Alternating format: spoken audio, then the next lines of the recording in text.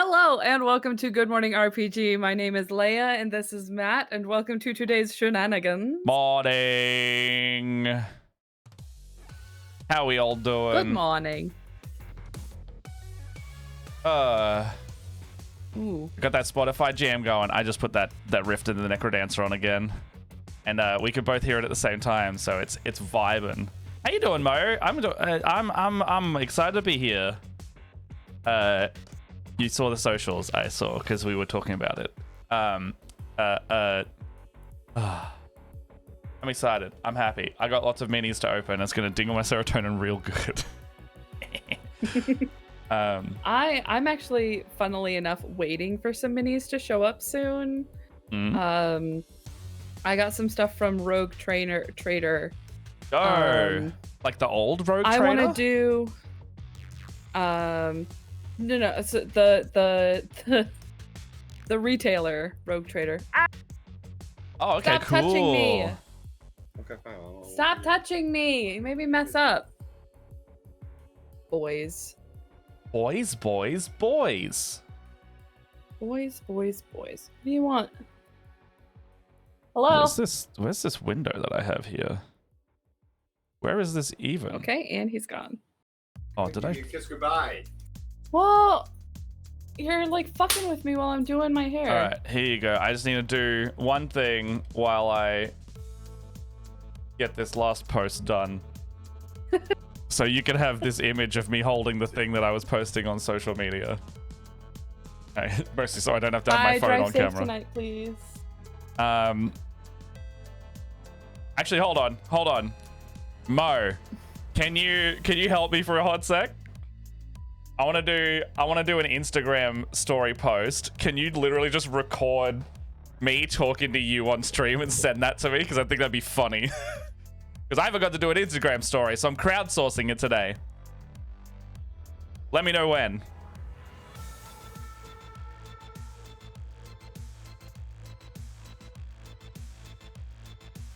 I know there's like a delay, but hello everyone. I forgot to record a thing on my phone, so I'm gonna get someone to do it for me in chat, and that's gonna go on Instagram. What's it gonna look like? I have no idea. Leia's here as well. Say hello, Leia. You should come and watch us because I got a lot of minis today. I'm gonna open a lot of minis. You should come hang out, please. I don't know why I always beg people to please come hang out. I've also got other cool things, so come watch.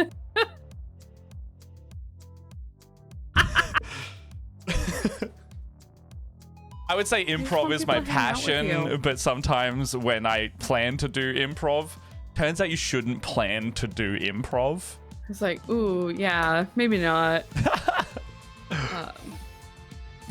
Oh man, I have to open even this, just post that to your story. I'll just put it back up on ours, and then I'll put the link on it. There's a lot of rattling around just now, so I'm gonna open this real quick. That's all good. Oh, so I was saying, I bought a bunch of stuff on Rogue Trader. Because Alex wants me to do a diorama with a Sister of Battle and a Krieg. Why are you gonna hate what? Why am I gonna hate it? Oh. I don't think there are very few things that I think Matt can hate. Yeah, it's hard for me to hate things unless it's truly, truly awful. What have you done to me? It's got that 120p. Oh. Nah, fuck it. Do it anyway. I don't care if it looks like shit. Just more legit that way. I think crowds. I mean, we could just make a Twitch clip of it actually, but oh, I forgot about this. What's wrong?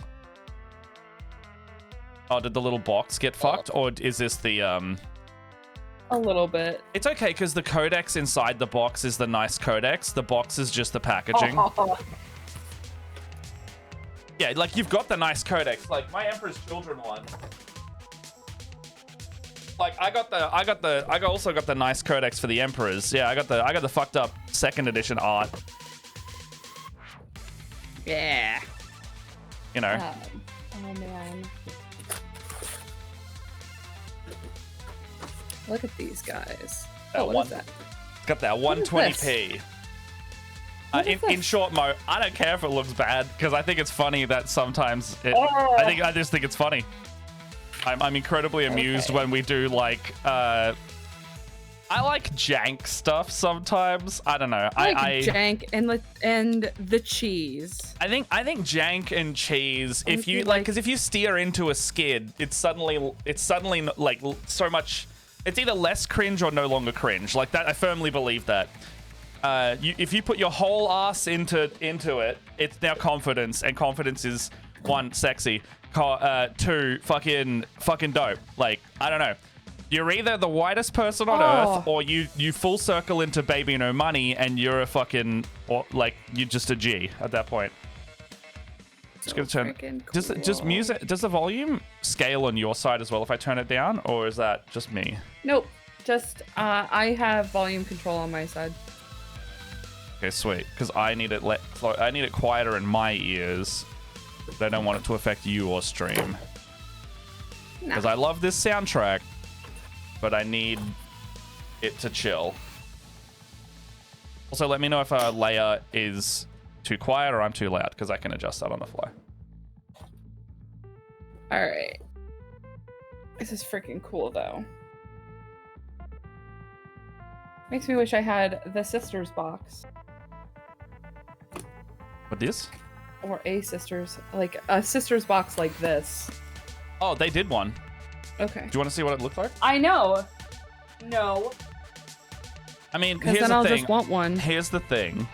Oh. The box is the exact models you have. It's the ones from the specific, like, only comes with a few of each model kit.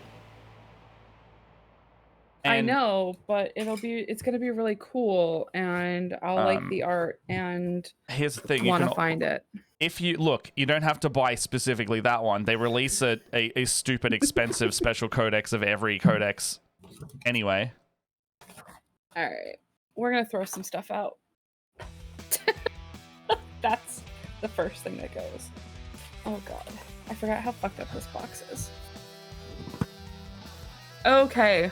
Okay, collector's edition, Adeptus Sororitas. Oh yeah, it's sick. Okay, so the 10th edition one, the collector's edition has like a penitent engine going apeshit on it.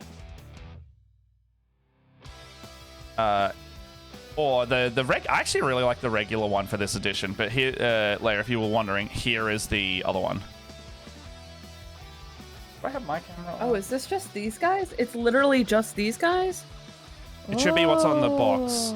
It should be what's in the thing. So it's like you get the big gun, you get the engineers, you get the horsies, right? Yeah. Is that not good? Or were you after the regular troops as well? No, split the party good. TV, and then actually tag briefcase, and then I'll just share it on the others. I don't mind. Actually, just who cares? Just split the parties, fine. And I'll tag me and Leia. Cares? I'm scrappy. I like being scrappy. I like being scrappy and resourceful. I feel like I got a lot of pride in that.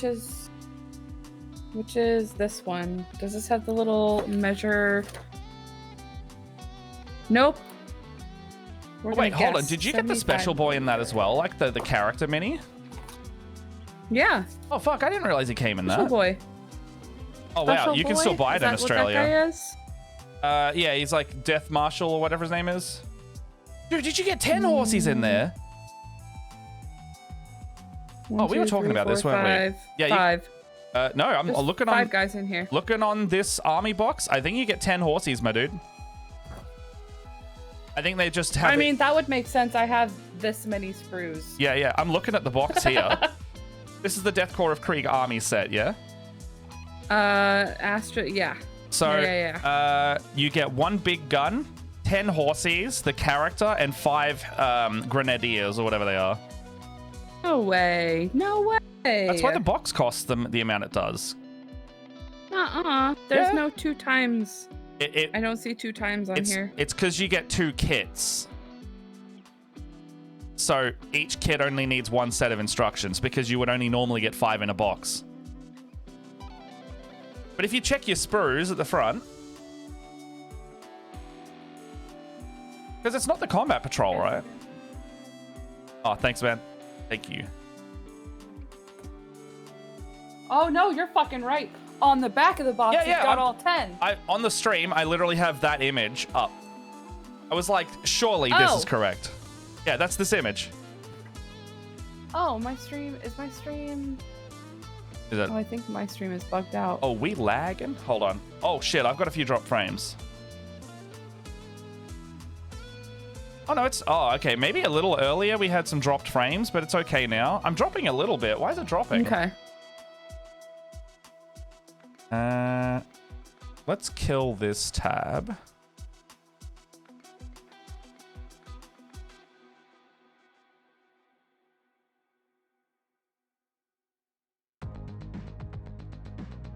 Stop that. Play this. I'm getting a little bit of dropped frames. I'm really worried my internet's just getting worse. But right now it's okay. Okay. What's up? What's up? What's up? What's up? Oh, I can't wait to see this. What do you think you're... What was that? Oh, you're subscribing. That's all right then. Welcome to the fold. Let's see here.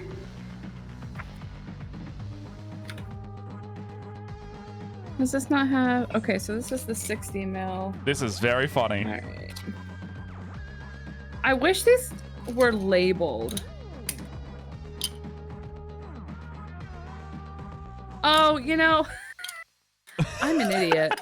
That's going to be a Twitch clip. Let's go up and make a short out of that. Thank you, Mo. I think it's very amusing. I should have just counted... You should go see it. I should have just counted the amount of bases I have. Oh, yeah. Well, I was like, man, if that only came with like... easier. I was gonna say, if that only came with the gun and one set of like everything, I'd be like, the value in that box is just not there. But the extra set of horses becomes the value that you would get in an army box like this, because it's like, it's not a huge model count, but it's like, it's full of the boxes that are like $100+ Australian. Hey, Lucky. Hey, Lucky. That's so based. Lucky, you should Yeah, because I could have just counted how many bases I had. Okay, this looks like big gun stuff. What do I need?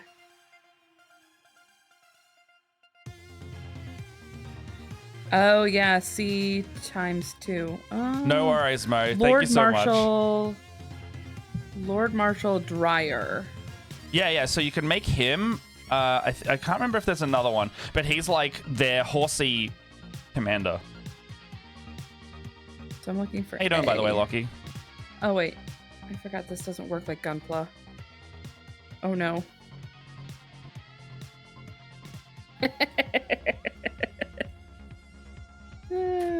I freaking love that.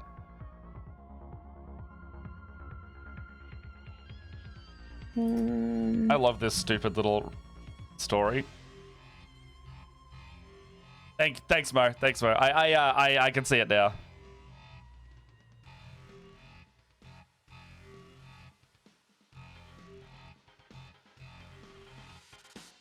Oh, it's just this whole thing. Is that all I need? Nice. That doesn't look like enough parts. Lockie, were you in chat while I was doing that? Because I'm chuffed with how that was, how it turned out.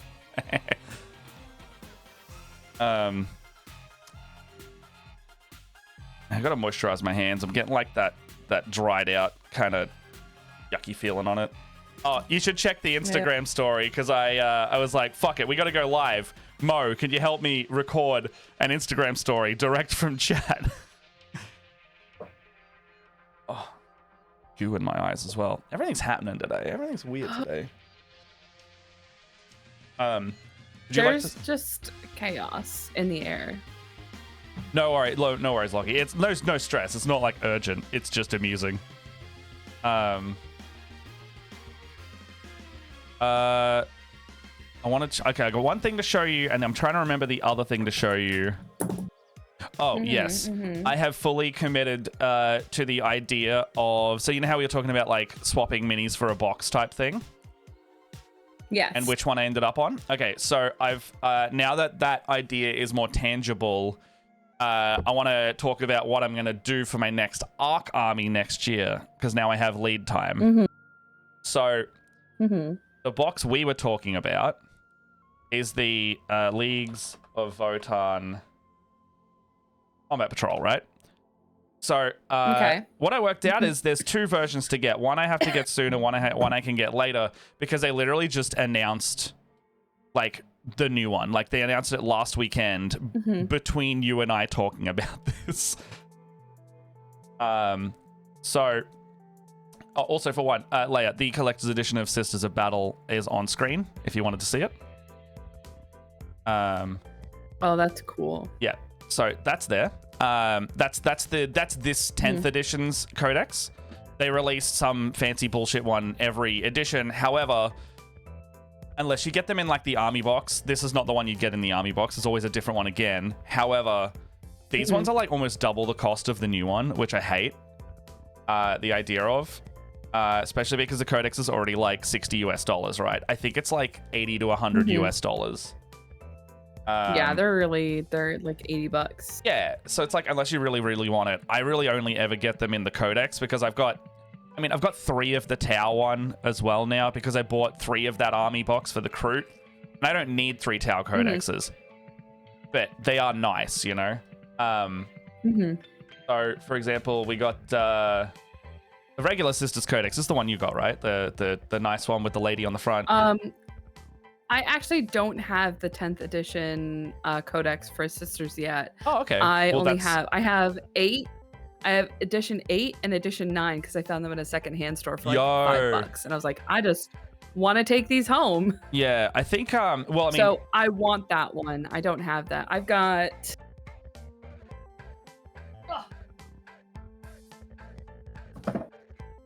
Get over here. I got these 2.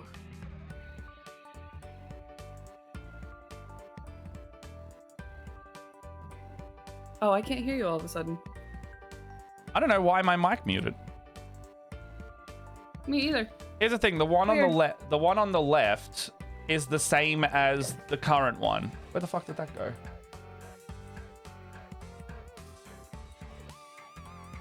It's like, but it's like slightly different.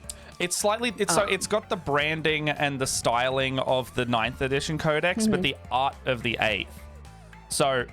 Which is weird because they changed all of the art of every codex except that one. Like, here's the 9th edition codex from the army set, because it's the 9th edition one that has the one you might like, which is the Sisters of Battle army set. Yeah. It's this one. But you already have the 9th codex, but that's the one. It's like she's down with a prayer. But that's like you won't be able to get that anymore. Yeah. But yeah, the 10th one. I actually really like the 9th edition one too. I quite like that. Sisters of Battle. The Adeptus Sororitas. Yeah, weird. It's I just the same realized art. something really sad. Check it out. I'm switching between them. Yeah, there's like the art is slightly different. It's the same art. It's just clearer.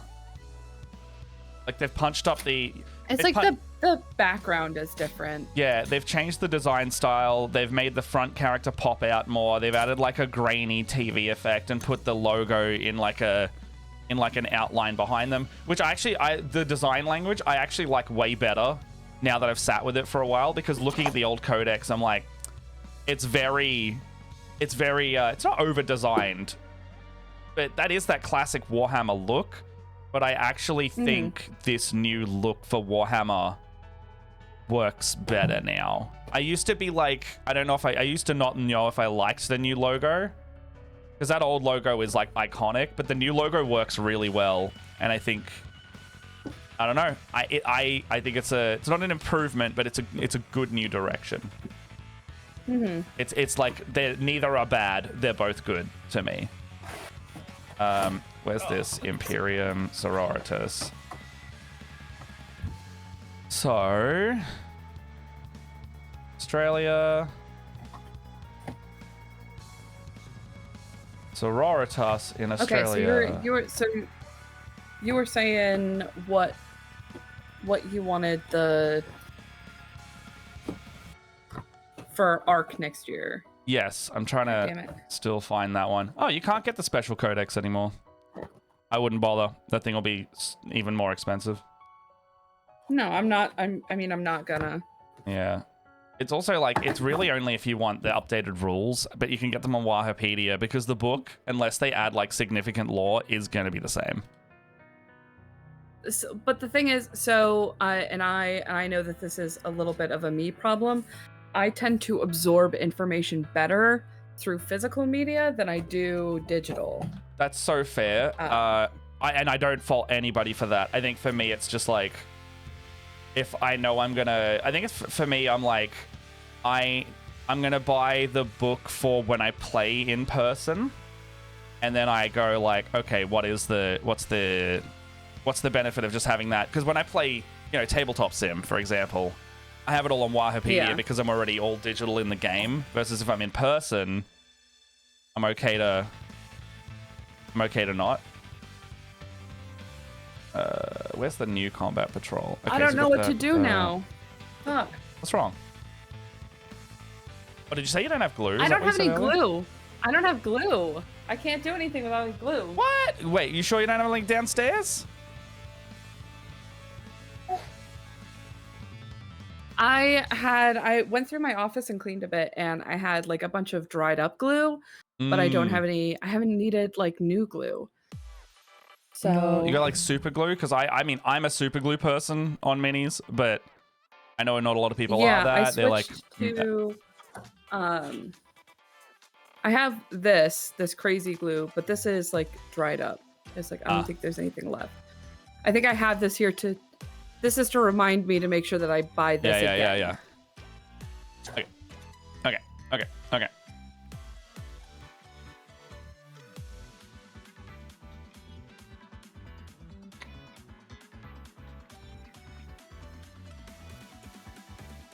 Okay, so vote. While you're looking for that, I found my images. People have been doing mock-ups of them as well. Oh, this look great. Then I think I actually have a test model somewhere as well that I did of like one ages ago. But I did it of one that I might not do the color scheme for, and I'm still like undecided, but I think I'm leaning towards one of them more than the other.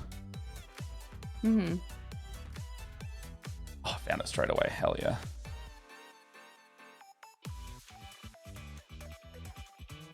Does the League of Votan you want? Yeah, so the Space Dwarves. Okay.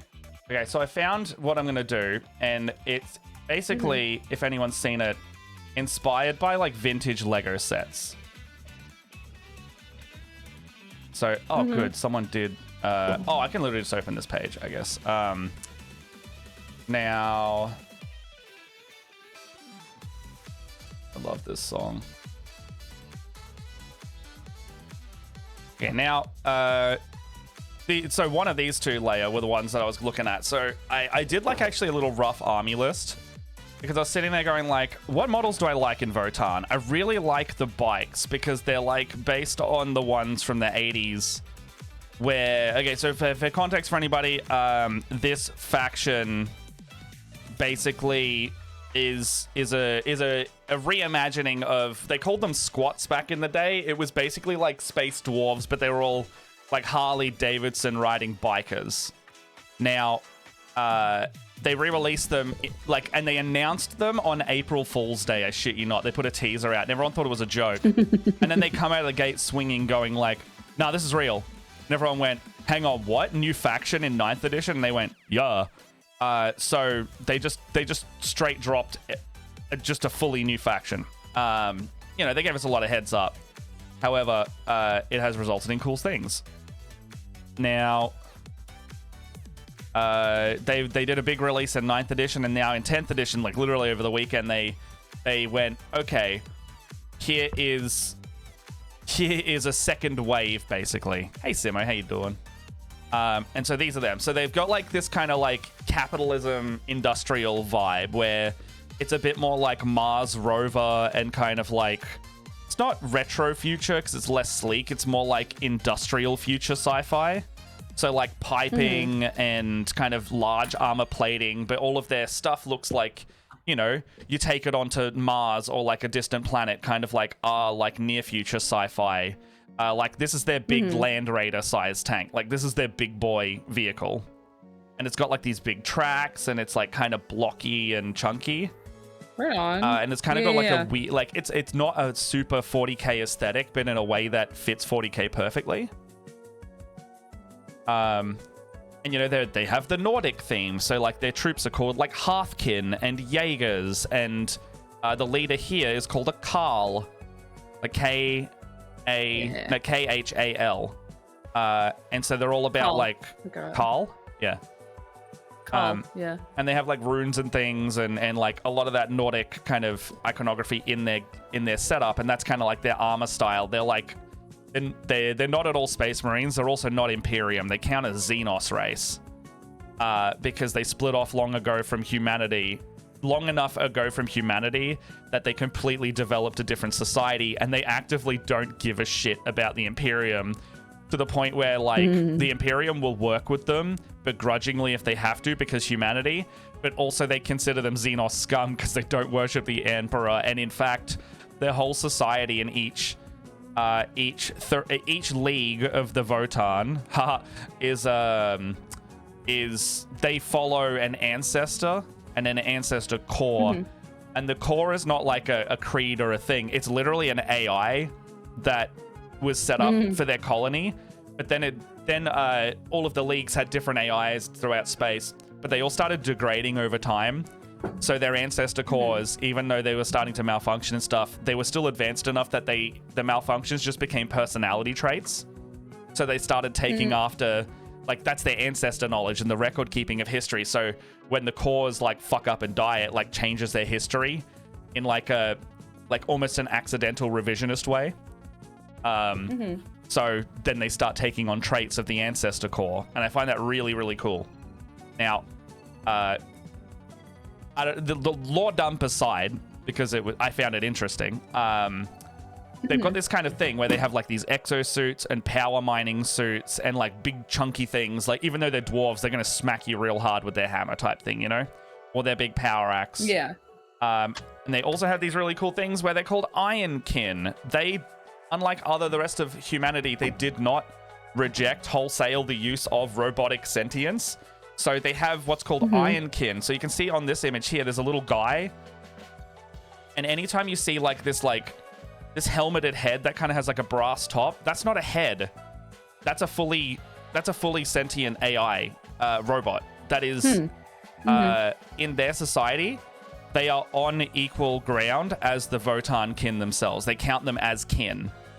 So right on. This guy here with the tool belt is only subservient to this Brokir Ironmaster because that is his job. He's an assistant, not a tool. It's a person helping out another kin, and then it gets to stop doing its job and go live its life as well. Like they literally have that autonomy, for the lack of a better phrase, which is really cool. Like they have respect for the robots, and then the Imperium's like, fuck you. You have robots in your society? That's terrible. We can't have you doing that. So they kill him for that reason instead. And then they also have this guy's called a Grimnir. This is their like one psychic user, and he's kind of like sci-fi Gandalf in a way. He's got some rocks he stands on. He's accompanied by two guys with guns on their bellies. I don't know. Right on.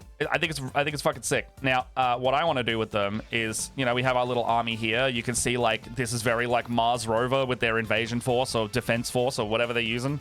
This is roughly what an army would look like. You have some ground troops. They come along in a big hefty tank.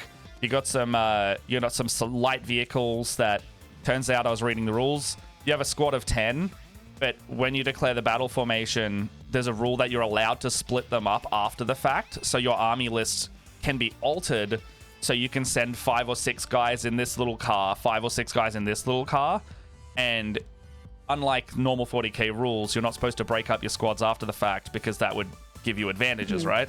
There's a specific rule with the troops that you're allowed to do that, and they don't have to stay together anymore. They're just like, all right, we're going to splinter off and do 2 scouting parties, and that's just fully allowed. But there's only one squad that can do that. Like, otherwise it's like, you know, normal rules.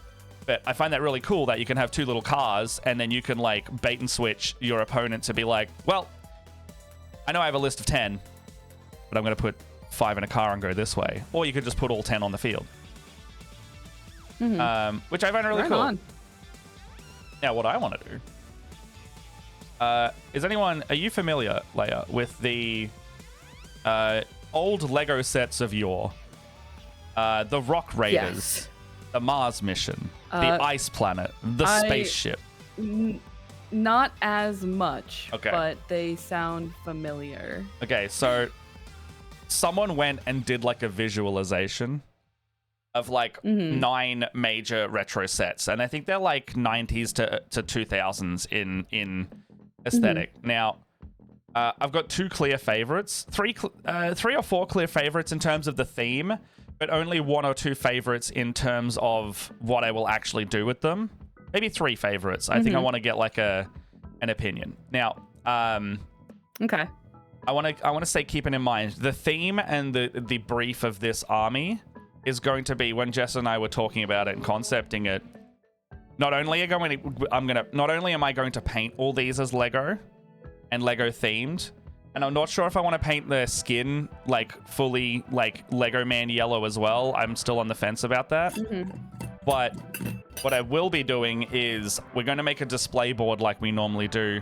But that display board I'm going to make look like a Toy World or a Toys R Us display, where it's like a little scene, and then each set is in there, but then you have a little information packet and a fake Lego box. Like, I'm going to Photoshop fake Lego boxes with these minis on them, print them out, and have basically like, here's the Lego set of this Votan mini, and like fully Photoshop it as such. So it's going to look like a little toy display. And that's the idea for the army. Now, then it becomes the theme. What's the theme of the army? And that's kind of, that's the brief, right? Fully like, and I'm going to like base it down, and I'm literally considering making the base have maybe like basing that looks like Lego studs, but doesn't have to strictly be Lego studs. But I love the idea of doing that. So you could buy those like real big, like squares of Lego. Yeah. I think that'd be cool. I think what I want to do is like, I want to have the basing plate maybe like with areas to put the minis, so I don't have to like set them up every time and let them fall over. Thinking I would like, if anything, I would cut out little circles where the base sits and then make the base like as part of the display, which I've seen a lot of people do. I mean, you know me, my goal is to win that funky army or the fucked up army. Like, basically the army that is like so whack that it has to be noticeable. And therein lies my desire to have a funky kind of poppy theme. And so so are you gonna pick one of these like, and then color themes and do the whole thing? Whole army will look like this. Okay, I have two ones that I really like. Okay, what do you got? And remember, the goal is like poppy and vibrant, but also basically out of these sets, there are some that are like more remembered than others, and that I'm trying to bait nostalgia as well. The one that's probably the most iconic is one that I won't be doing though, which is upsetting because it's too basic. Okay. Which is that one? I'm not gonna say until you've told me what yours is. And like I said, none of these are bad. None of these are bad. It's that I'm steering away from a couple because they actually look too much like 40k. They would look normal in the setting. That's the main reason. I like the top left, the teal and like yellowy. Was it like that's is it teal and gray, or is it like teal and like yellowy green? Primary colors are teal, gray, and like a tin bronze. Okay.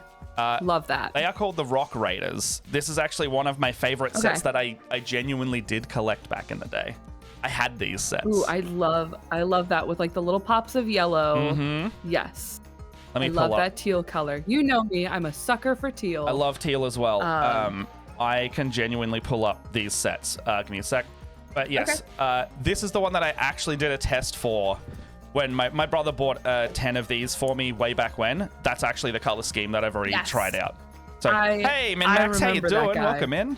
We're talking some Warhammer color schemes based on Lego sets.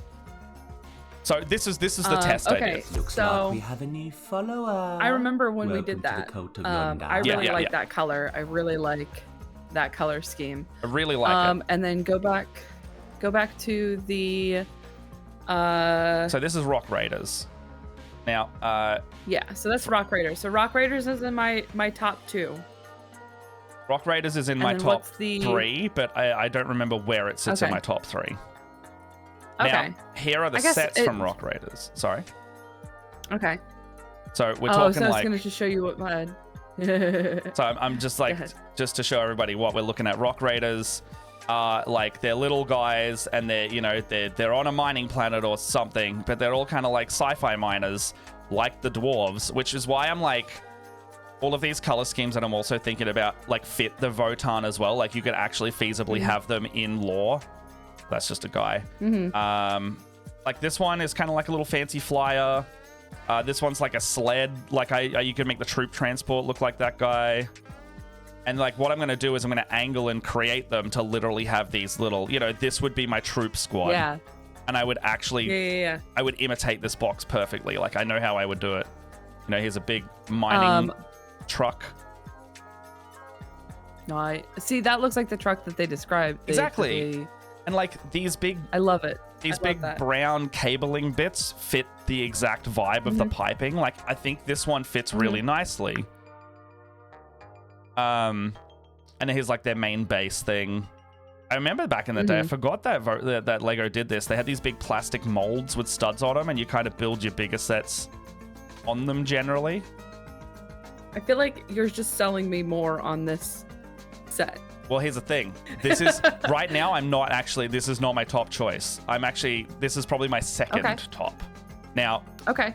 Now, where you at for your next one? So we're going back here. Okay. Show me the big. The orange and white top left look like right where my eyes went first. This Min-Max is saying the top right. Oh, right. I would say if I have a top 3, that would probably be my third choice. Is top 3? Right. Okay. Yeah, so you're going Mars mission is the next one? Okay, let me... yeah, I think that like classic like white teal with like pops of orange. Yeah, so yeah, I've actually... So this Reddit thread... 3. This Reddit thread thankfully has that is all of it like that. Zoomed in. That's awesome. Let me find... So yeah, I would say... So funnily enough is my partner and I think I've talked about it on stream before. My partner and I have talked about different like themes of sci-fi, and that reminds me of what he likes to call that color scheme reminds me of what he likes to call Apple space, where it's like everything is clean. It's sleek sci-fi and very sleek. Lego Game Boy. I'll show you one that already kind of looks like that, Lockie. So specifically, I'm going with one of these that I've got on the out of these 9, because it fits them nicely. But let me see. It's like I'm a big fan of teal and orange together, so I think that's one of the ones. That's why it pops to me. Oh, I get you. If I painted it like a Game Boy, I don't need to paint them at all because the color of the gray unpainted plastic is Game Boy. And I would rather than winning an award, everyone would flame me for not painting it, even though it's painted. Especially after the last 2 years, you've brought fucking banger sets. I'm going for like bright, poppy, like eye-catching stuff. So this is Mars Mission. This is like the base. Teal and orange is great. Yeah. Alien thing. So like these are cool. I think these ones are all about like flying vehicles and things. So I like the scheme. But like to me, I'm like, I think the scheme is cool, but it's like, how do you translate this? I don't think it's Votas enough. Yeah, it's less Votann and more like, because these are like these are sci-fi futurism as like an idealistic versus a pragmatic, I guess. Is that like an apt? Because like, you know, this is like a Mars rover, but it's all sci-fi and has laser guns. I think it's too clean for me. It's too clean. I think it's too clean. Like, they're cool. We want like gritty sci-fi, I feel. Like this one translates well to that big tank. I think that's the only one that I would pay. Yeah. Like, that's cool, but it's still incredibly like sci-fi. I didn't realize we were fighting aliens in this set. I still think it looks cool. Again, I like it. I love the white, teal, and orange is so cool. And you would have that on you'd have that on a big dusty like red dirt basing, and then they would stand out nicely. Like you'd be like, okay, you'd muddy up and get that, you know, that like dry pigment stuff. I'd get like the red clay looking pigment. Yeah. And I would dust all the bottom of this to make it dirty. My only other thing is I would not want you to be painting white the whole time. That was my other big thing. Miserable. This is actually in my top 4 aesthetic. But there's 2 major things that I don't like. And it's that I don't want to paint that much white because I just did the pink army, and painting bright colors is hard. Yeah. Painting that much bright color, especially, so see how it's got black piping? White and black together are a fucking nightmare. And I hate it. Nightmare. And it's asking for trouble. Asking for trouble. Mind you, it's only the tanks with the piping that would be a nightmare, because if you look at the guy, I'll go back to the guy a bit closer. His main armor is actually white and orange, so it actually would be not as bad as I think, but the second you get into black detail, I gotta be so careful. And then I have to do that for 20 to 30 models, and that is less viable. That's rough. Something that I do like about these, though, is though any of this orange is actually like other than the clothing, actually kind of like a metallic orange. You would put a contrast paint over a silver. I was noticing that too, yeah. But that... I was noticing that as well, that it looked like more metallic. That's not exclusive to this color scheme, which I'll get to. But I like I said... I think... I love that scheme. Min-max, I think that's the problem is we like so many of these for reasons. I got it's like I've got defaults I like to go to, but I like to push different things. So for example, the pink army. You can actually see it literally directly behind me. This cube looks like a Pokemon shelf, and that is completely what it is. I painted the first time I entered Arc. You can see a Charizard there. That's a Hive Tyrant. There's 60 models in this little cube, and they're all Pokemon, and there's 60 different Pokemon in there. And that was Pokemon. That's my Pokemon army. I made the whole baseboard look like Pallet Town. It was great. This year was so if we're pink. talking like my top 2, so I'd have to say number 1 is definitely the first one that we looked at. The miners. Rock Raiders is like that. That's my tied for first choice. My second favorite has to be the Power Miners. I love that green and orange. Okay. Yeah. I don't know how I feel about that one, but only because I didn't collect the sets. So Power Miners, I don't know. So this is the nostalgia bait of it. Oh, Power Miners is the follow-up to Rock Raiders. That's why we like it. Okay. I think aesthetically, I just like the colors.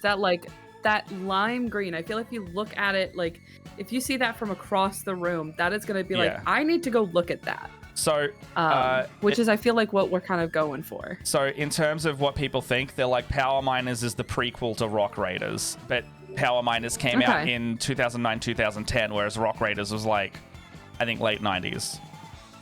Now, these were cool. I think these like reimagined. So they have reimagined these. So like they've got like little rock gem guys that kind of looked cool, and they have like a, you know, like magma kind of gem aesthetic. Like little Bionicle guys. Kind of, yeah. This was just around when Bionicle was... I think Bionicle had just finished when this stuff started coming out. So these are the sets. These are like...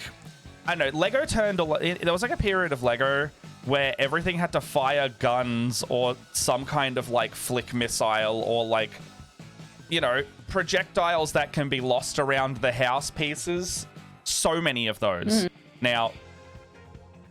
a lot of like this one's cool. Like it's got like the wheels are blades. This one's a little mech. Like they're not too far off. Like they're not too far off a cool thing. I think for me the nostalgia bait is that as like a, you know, I would consider me closer to Zoomers than millennial at this stage. Like I'm actually like about 3-4 years off it versus other millennials, which are like what? I think the top of the millennial line is like late 40s, right? Like mid to late 40s. Yeah. So I'm on the very back end of millennial, and you're kind of like middle back end, I don't want right? to hear that. I think we're only a year apart. We're not that far apart. Like I thought you were like 1 or 2 years apart from me. I think a year. I'm 92. I'm not afraid 92? to. Yeah, I'm 92. We're only a year apart. Yeah, so you're I'm 91. 91. So we're both on back end of millennial, like, like mid, like late almost end of millennial era. I think my brother counts as a Zoomer, and he's only 3 years different. Well, like my brother's 1 year removed of Zoomer, something like that. Anyway, the nostalgia bait for this for me, I'm not even feeling at all because this was when I was, I think, 2009. See, I was in. I think it's funny. I was finishing school at this time. So I think it's funny is like when I saw it on the set, I was like, oh yeah, that looks really cool. You show me the Lego sets, and I'm like, I'm definitely not feeling it. That's it, right? That's what you gotta. Rock Raiders, was it the Rock Raiders that we were looking at? The Rock Raiders. It's like hits. that looked really. That looked really cool on the models, See? and then the sets look really cool too. That's I think it's Rock Raiders. I think we just figured it out. Et voila. Well, Jess's choice isn't Rock Raiders, and Jess's choice is my tied for first, and we'll go into why. Okay. But yeah, I think I agree with you. Power Miners is cool as the color scheme. Power Miners as a nostalgia bait, I think won't hit. Not. Even though the sets are cool, like if I was a kid when they was coming out, fucking awesome. However, there's also a factor of like the saturation of Lego sets at that point, like the themes, you know, and there is something to say about this when you had like more choice in media and TV and stuff. What becomes iconic is different versus back then when iconic is because everyone didn't have a lot of choices. Like there was like maybe 5 at most in terms of TV media, and then so like more people are latching onto one thing, and then therefore it becomes more of a zeitgeist in that sense. I mean, like we have a larger population now, granted, so it's so weird.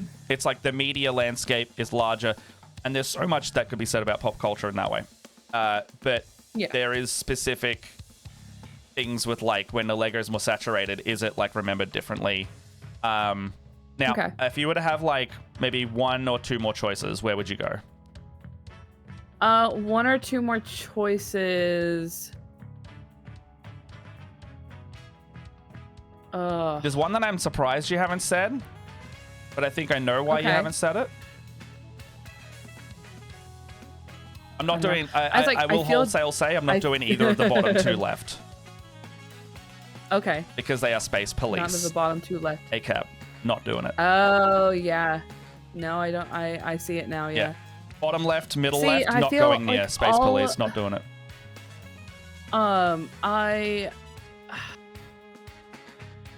See, the problem is I look at the rest of these and they feel already like they've been done before. Oh yeah. Like I feel like like middle left. Mtron. That like the black and green looks like it reads Black Templar to me. I've seen I literally have seen Necrons, and I think I faced them. Oh, Necrons too, yeah. I have versed Necrons with red armor like this, black under exo, and all their weapons were like this green. I was like, that's Necrons to me. The black and red, that is like Blood Angels. Where is it? Here it is. The like that's the middle one. Yeah, so this that's like that's so like Blood Angels to me, and I know they're like very popular right now. Yeah, so that's like that's the Mtron. I actually don't know this set at all, and I know it's a classic set. I think it might be a classic set that may have been in the 80s, I want to say. I don't remember it. But that's roughly what we're looking at. Similar to that, Blacktron. I think these were the same sets, Mtron and Blacktron. Blacktron's got a really cool aesthetic, being black and kind of like grayish white. Yeah. But it's 240K. I think it looks cool. It's 240K. Yeah. And then the other two, I feel like we haven't picked out the right, middle, and bottom. So just feel I don't like. It's like it's so much white. So this is like a silvery color, I think. I need to actually look into this more because this looks silvery to me and not white, but I'm not sure because like the wheels really are definitely pale silver. Gray. It's like a really pale gray or a really light gray silver. Like if you were to paint it in like Stormhost or a really bright one, and then very the slightly little panel in the back that's got like some white. Yeah, it's got like a sheen to it, but I don't know if that's just how this visualization is. But I also like, would you want to paint that much really bright silver on a Mini? That's the other thing of like. I mean, if you based it in silver and then painted the blue over top of it. Well, I wouldn't paint the blue in the metallic.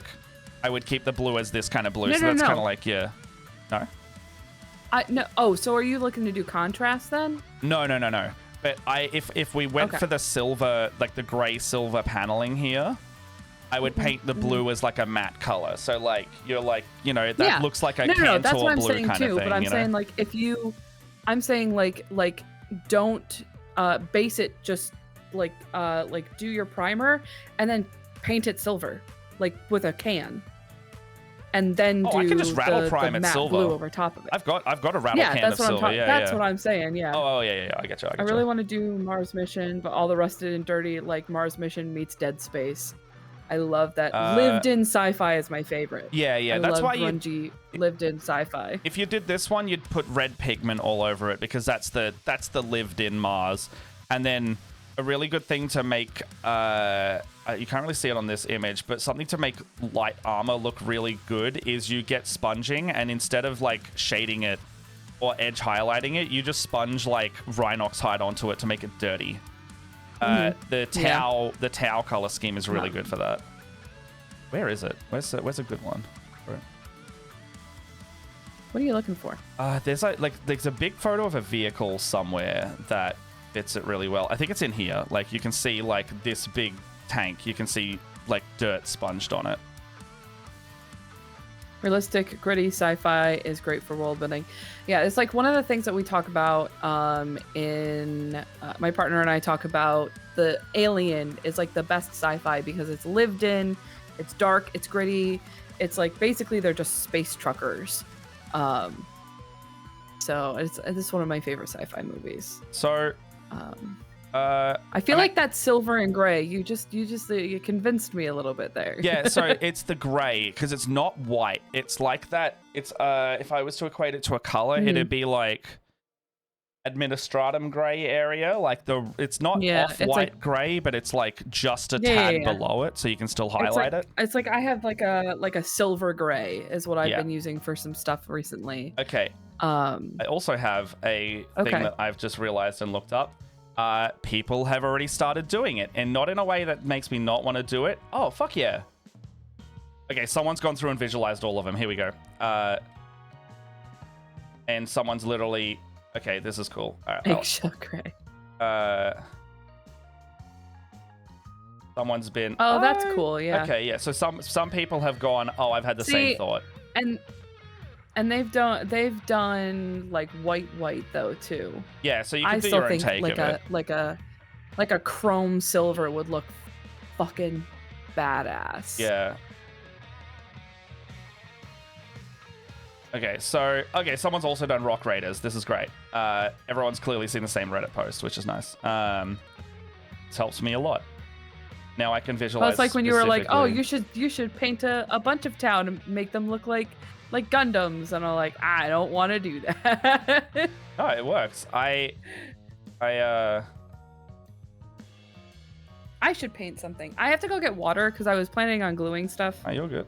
But now I'm not. I have to paint. So let me go grab some water real quick. I'm just literally doing this right now, so. So I'm liking this. Like, so you can see these guys. This is basically the Rock Raiders type scheme, right? Yeah, eggshell gray. You're so right. So this is the Rock Raiders one. So if we were to go down this route, it'd be like, this is pretty bang on, right? You go down and say like, I know I'm looking off screen, but like, whatever. Hey, Pat's just dropping in to say hey before work. Hello, Pat's. Good to see you. We're talking about my next Arc army, which is going to be classic Lego set themed. And we're leaning towards the Rock Raiders at the moment. I got one other choice, but Leia's making good points as to why we should do this, because it's nice and aesthetically pleasing. But I am quite liking the examples I've got. The Mars space ones. So the white and orange. Hey, so we literally just looked those up, and I'm leaning away from it, and the reason why is because the color scheme. Okay, so here we go. If you're sticking around just for half a sec, we have this image, and it is all of them, right? So, oh, I can't zoom out anymore. But oh fuck, that didn't work at all. Punch that back in. Do that. Do that. There we go. So the white and orange here, we were liking the scheme on the model, right? But we were not liking, so that's the scheme on the model. We were liking that a lot. However, when we looked up the actual Lego sets, we stopped liking it because it doesn't fit the aesthetic of the army. It's too like future sci-fi rather than it felt too future sci-fi with how it's all like jets and it's too clean. It feels too clean. Yeah. Versus oh, like hey, it's Pat's. Yeah. Versus the Rock Raiders, which are they fit the aesthetic a lot more. Now, Leia, I've found all the images. So we got the Rock Raiders here. Nope. Nope. Nope. Nope. There we go. I got a lot of tabs open. Clearly. That's what I thought. That's exactly what I thought. So, like, that's why I steered away. But, like, look at this dude, Leia. You can even put, like, crystals and things on the base, or I can, like, put literal Lego pieces in with it. I don't like that one as much. But, like, whoever this guy is painted them. It looks like he's also done some kind of, like, dry brush. This looks like dry brushing, like, Slap Chop Plus almost, where he's done the slap chop, but then, like, put highlighting on it as extra touches. But these look really nice. Like, they're cartoony, poppy, they work well. I like that. Whereas this person here, these Ice Planet ones, their color goes really well in a different way, because you can do ice bases, and then they're so bright this way. Here's one that looks exactly like the Lego set, for example. Where's Ice Planet gone? This gold. Yep, that gold's done. 3. Okay, so there's Ice Planet. This one, it's this one. Okay, so for example, we go here. This is like someone's done a visualization of not just one, but all of the different types of models, which helps me greatly in terms of choosing schemes. So it looks like black undersuits, blue armor panels, and then kind of your weaponry and any metal is preferentially a burnt orange over a silver. So it'd be like contrast paint on top of silver. And that's how you get this really cool colored metallics, which this one is my tied for first because of the way they've made it look like the metallics look like the transparent Lego pieces from way back when. And this person here has done it perfectly in in a proof of concept where he's got exactly those bits on the model. And I'm like, okay, that's kind of cool. Really cool. What's this one called? Ice Planet. So it's still like mining on a different world and doing all that. But it's, it's sci-fi, but still fitting into the Rock Raiders. It's just if the Rock Raiders went to an ice planet, like, to me, that's kind of where I'm sitting with this and where it's sitting. Also, there was a YouTuber, Dana Howell, who did a really cool video on them, and she did like a little conversion of it, and I thought it was really cool. But I'm just pulling up all the images here.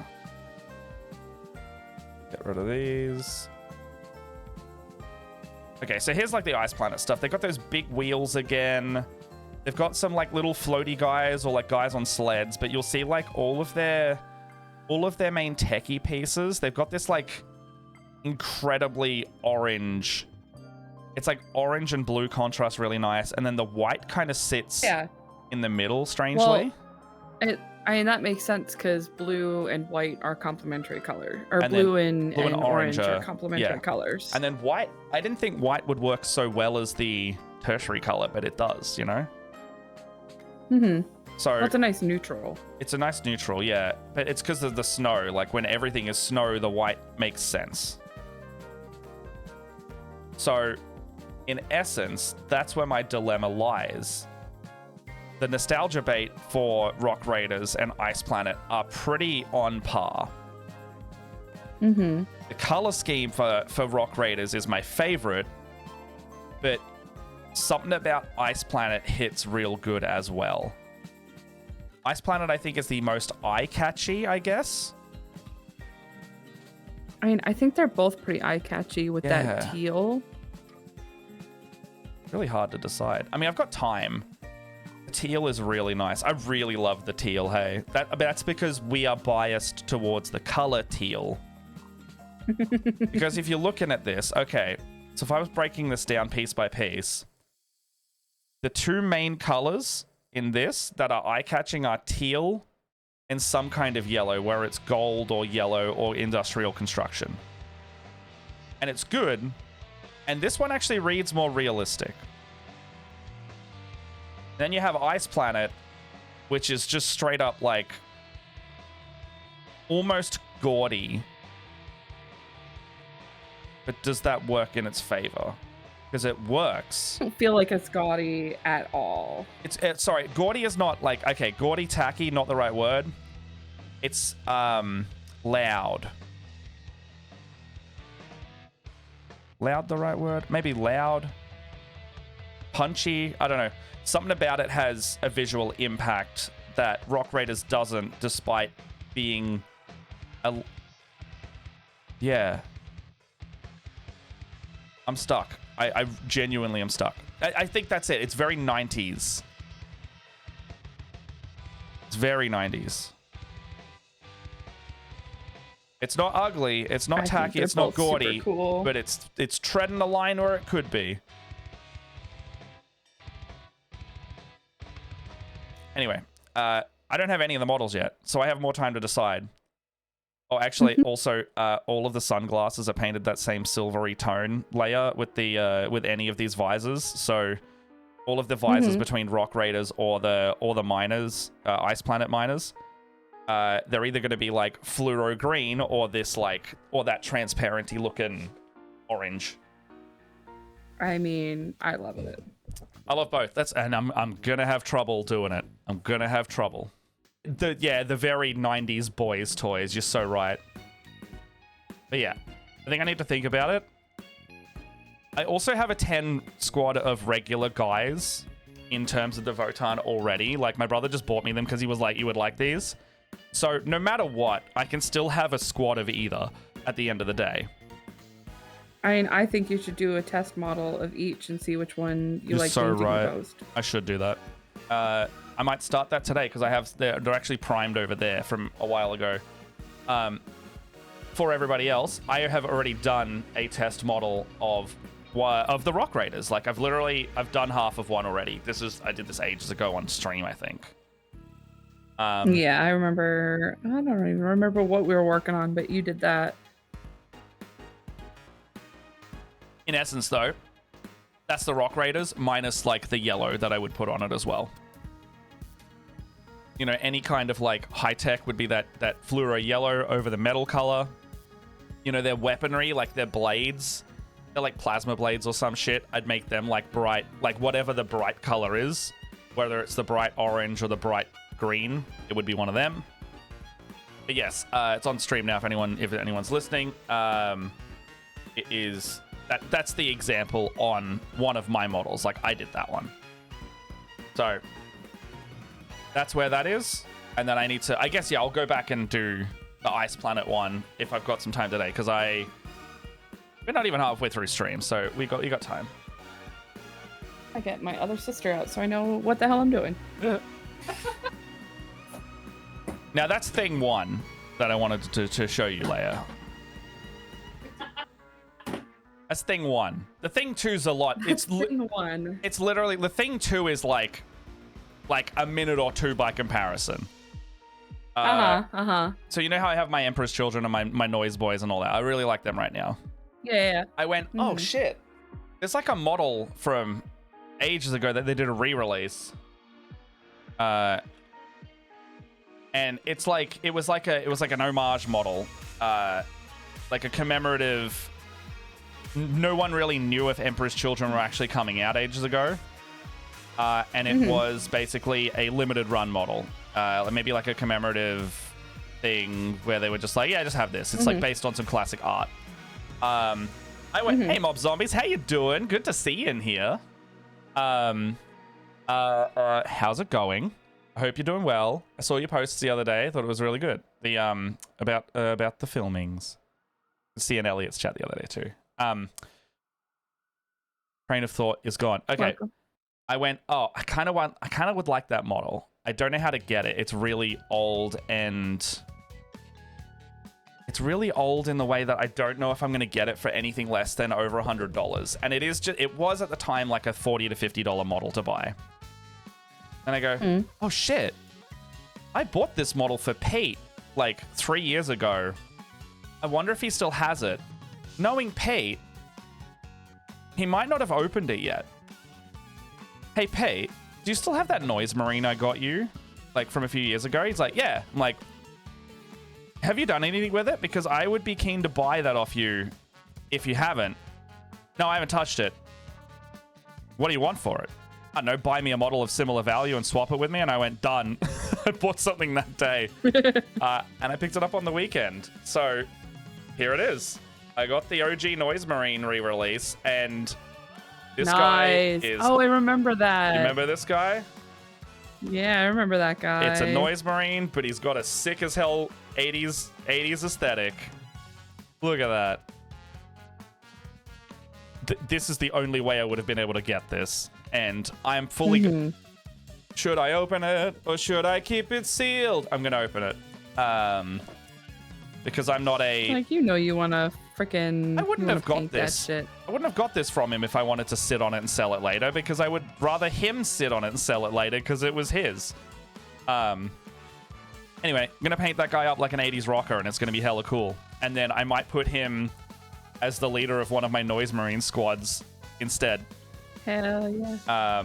But yeah, I really like that. I'm going to have a hell of a time painting it because... Like we were talking about being gaudy, this guy is 80s rock, 80s metal. Oh, actually, in the top left up here, that is actually the old model from 1991. That's actually what it looked like. It's like, all you gotta do is, like, look up, like, hair metal bands. Oh, yeah. Even if I did Like, this on box art. I'd want to do like oh shit, what's the lead singer of Twisted Sister? The Noise Marine I did at Nova was the ones from this year. They did the proper Noise Marines are like the Emperor's Children Noise Marines. I have those as well. That was the one that you were next to me with. So let me pull this up. So here's the Noise Marine from like yesteryear, the one I just showed off. This is the commemorative specialist. You can only buy this in a kit of one, and it's like a special little guy. Now, the Noise Marines that I was painting at Sid Nova with you, I was painting one. At these guys, these are the ones that joke one was based off. Like that's an official model, but these are what they traditionally look like. So big guns, big speakers, big chunky lads. And they literally have like dials on their guns because the gun shoots sound at you. Like that's the whole thing. They just go ah and they yell, or play music, but they liquefy your brains doing it. So in terms of like the Warhammer of it all, we have the funny model or the fun model, and then we have the Noise Marines. At Sidnova, I was doing a painting of a noise boy marine a la Brendan Lee Mulligan. And Josh and Zach from Make Some Noise. This is by no way finished. This is the hour-ish I was painting it at Supernova with paints that I'm not used to. So, fuck, you know I do better than this. So this is what I ended up with. And I think it was going well for what I was doing and what I had. So the noise makes some noise. Mm-hmm. I love those colors together, though. Right? I was looking at it going like this. I was literally just looking at the logo when I was making it. So, this was the... So side by side, this is what the literally the picture I was going off, the logo from Make Some Noise. I was like, okay, so we got a bunch of black and then the 3 pop colors that are sitting there. So it kind of works for what I was trying to achieve. So if you were to say like that's blocked out, you would go from here to go, okay, well that works. Yeah. But yeah, that's the noise marine that I was painting at Nova. And Pats and Mohican were popping in and out during that time. But yeah. I've done enough talking about minis and painting. My goodness.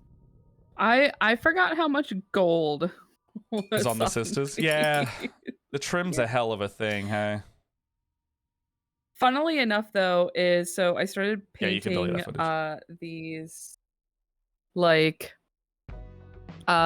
wires on the back of the legs. I painted those red because I thought that's what I painted them. But I grabbed this gal that's already finished and realized I did this black and white thing. I think that's not cabling though. That's like metal tubey things. It's metal tubing. I think I wanted to make it look like caution. I think on some of the box art it's caution. The yellow red. The yellow but black. I hate it. So I'm gonna repaint it. Oh yeah? Fair enough. Yeah. Hey everyone. Here the other part of the title looms. Do you want me to open a shitload of minis? I don't know how much of a shitload is. I've got 8 of them. I got a lot. I was Do it. If you're excited about it, do it. Fuck yeah, I am. Yeah, I was on Amazon the other day and I just was like, I think I was looking for some D&D supplies. Because I had these templates, like these spell template things that I have been using for years and years and years. I got the Wizards ones where they kind of look like they're rings with in the footage. So I got Fireball, I got Spirit Guardians, and all that.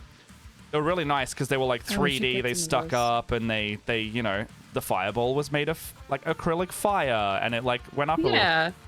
However, 2 problems with them. One, when you put them on the battlefield, really cool looking, fucks with the minis a little bit in the placement of them. So that was fine. 2, turns out when you own them for 4 years, taking them to work in your work bag for like that long, they start to snap. My Fireball is more of an oval Fireball now than anything, because slowly over time it just pushed it together and warped it. One of them snapped in half, one of them broke, or they just don't fit in the area anymore. So I'm like, well, I need to replace that. Got some spell templates that are more just like flat, transparent acrylic. If anyone wants to know what they were, they're like $20 off Amazon. They're like $20 to $40, depending on what you get. I would say wait for them to be like $20. They're gonna break. They should be replaceable. But they come in a nice flat pack, and that's what I needed the most. While I was there, coincidentally, Amazon was like, hey, you like D&D shit, right? Here's like one of those Wizards Icons of the Realms carton of minis brick for less than half price of what it should cost. Ooh. So I got it. Oh, now I know why I didn't do that, because I did red hosing there too. Incidentally, I thought this was gonna come from like overseas, because usually when I buy stuff this cheap, it has to come from like the UK or something, because whatever distribution is distribution. However, it came from the Australian warehouse, because that's Let's Play Games is the Aussie distributor for a lot of this stuff. And I was like, oh, guess they were just having a good deal. So let's open some minis, shall we? It's gonna mute while I fuck with opening a box full of tape. I just realized that there are now 2 sets of tubes on here that are going to be red, but whatever. I remember painting those yellow tubes and absolutely hating it, so we're just gonna not fuck with that again.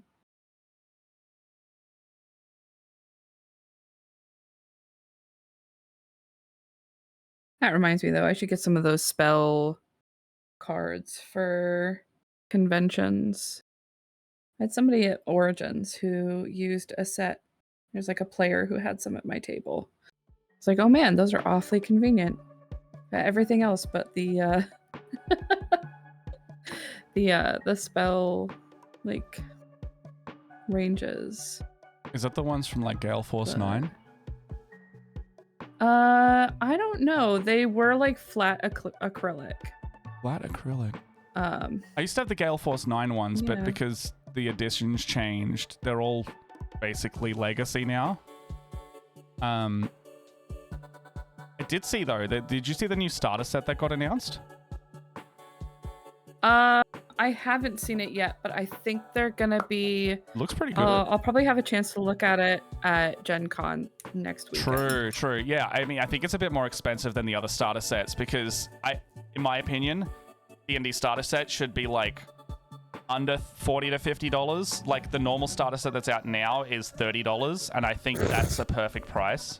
30 Australian, by the way. So 20 US? I think the new one is $80 Australian. Because it comes The problem with is we're talking about comes with a lot of shit in it. Like, I have feelings about our Hasbro overlords. Oh, me too, but you know, I make concessions because it's my job. You can be critical of the thing and enjoy it.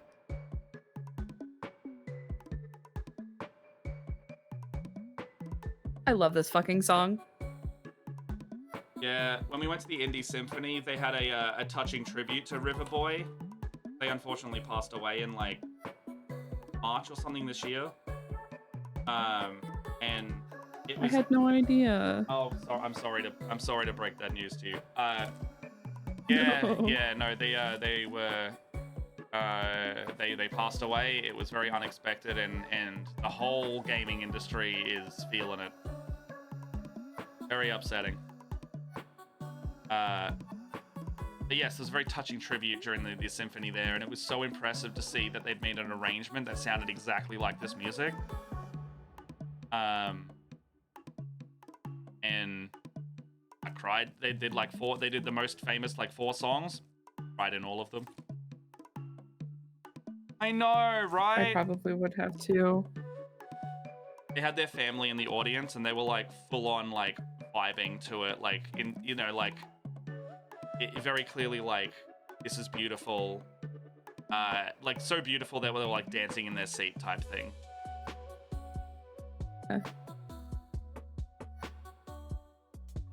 I don't know if it'll ever be online, but yeah, if you ever see them do like a symphony like that, go to them.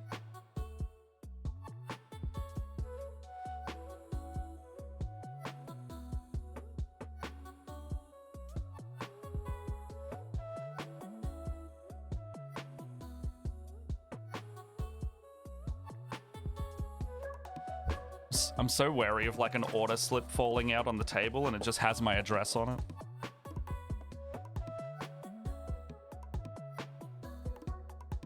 Or you goob. Okay, it doesn't. We're good.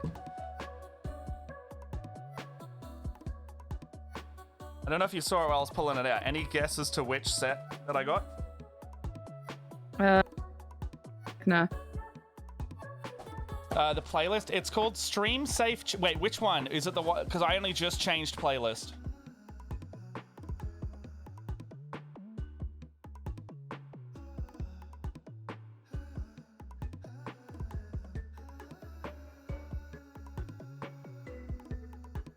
I got the Fizzbarn's Dragon set. Ooh.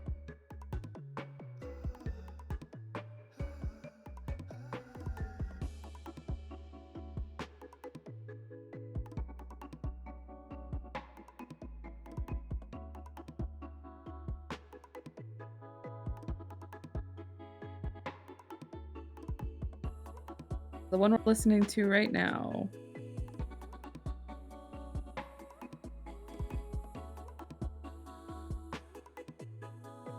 Oh, your mic went out.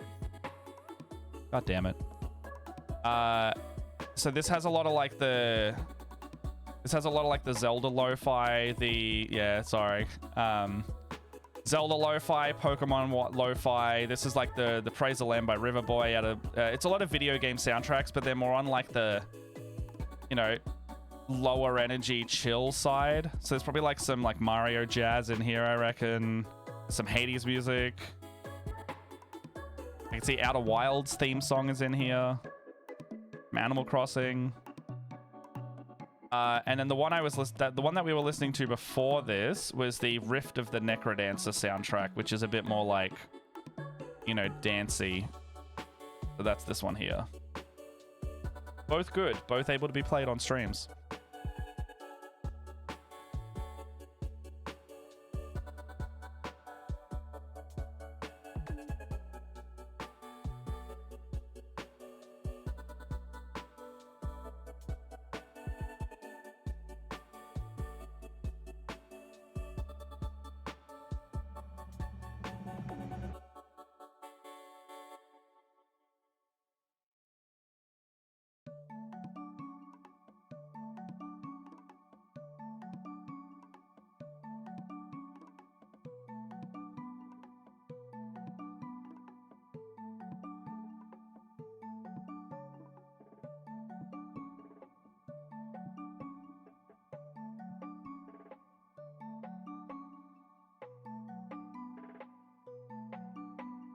Fucking Christ.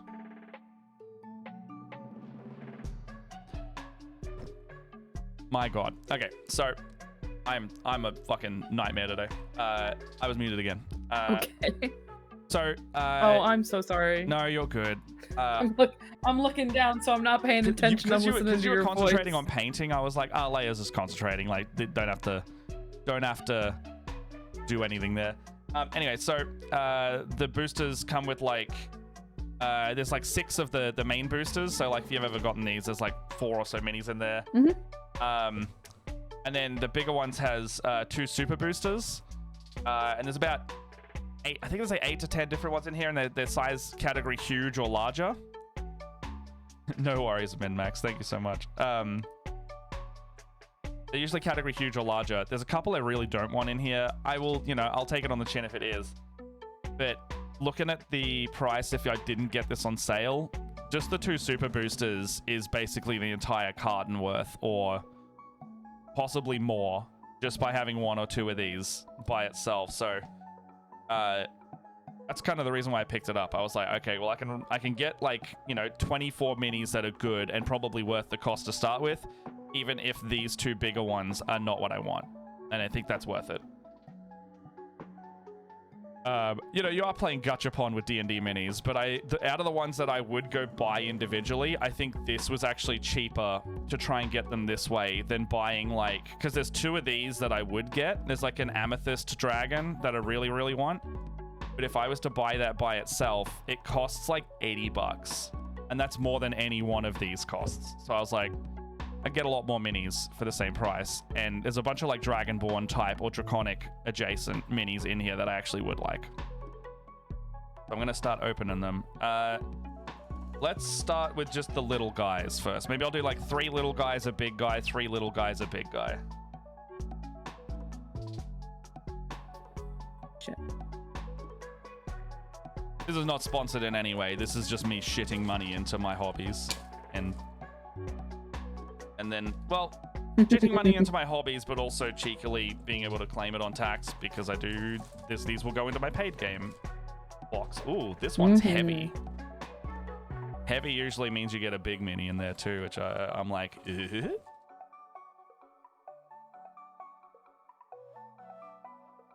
Okay.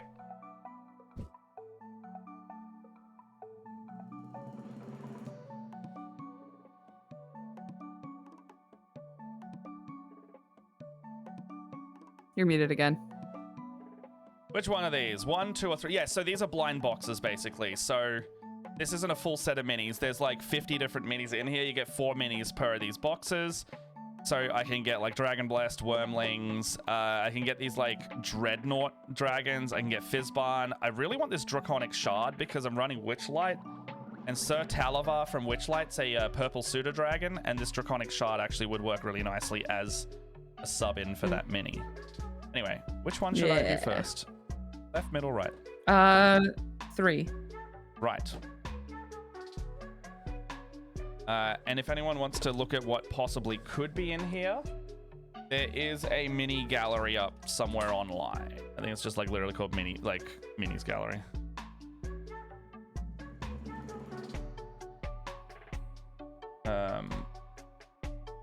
Gallery. What did this website break? Oh, the website's broken. Minis Collector. Yeah, there it is. So if you're wondering what's in the box, it's this. Nope, that didn't work because I pressed shift. That didn't work because that's not a, you know, I'm having a time. Or that. Hey, you have the Spotify Stream where album everything again. works all the time. Oh, my fingers are just stupid today. That's pretty much it. Anyway, if you want to see what's in the box, as in like the possibilities of what could be pulled, that's basically it here. This is the equivalent for D&D people as Magic the Gathering booster packs. Except these are not worth anywhere near as much money.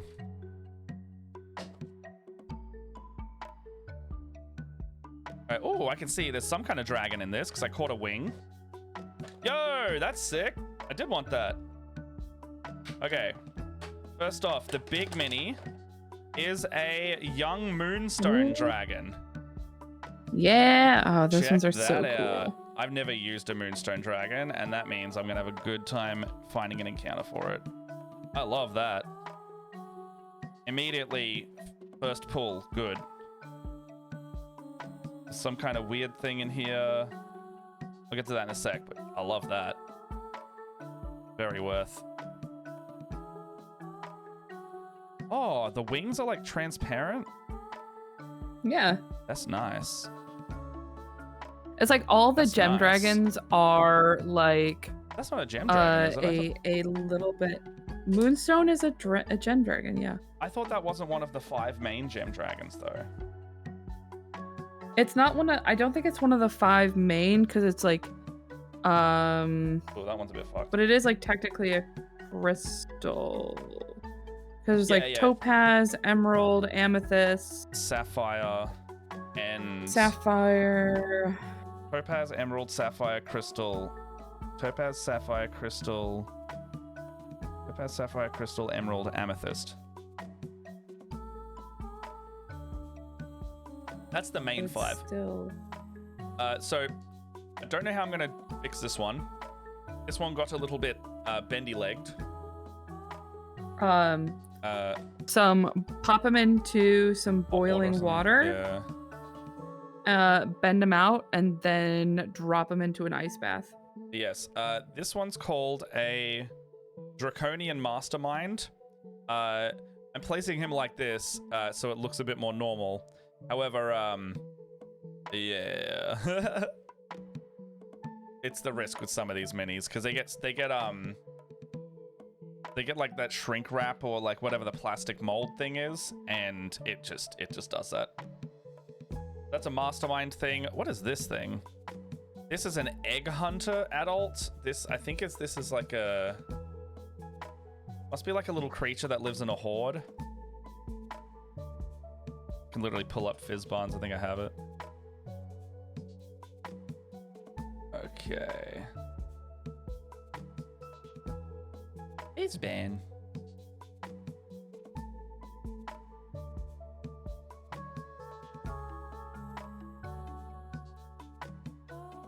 Oh, that's in this song. Okay. There was like this bird noise or scratchy noise. I was like, what Heck is that? What's this thing called? An eggworm.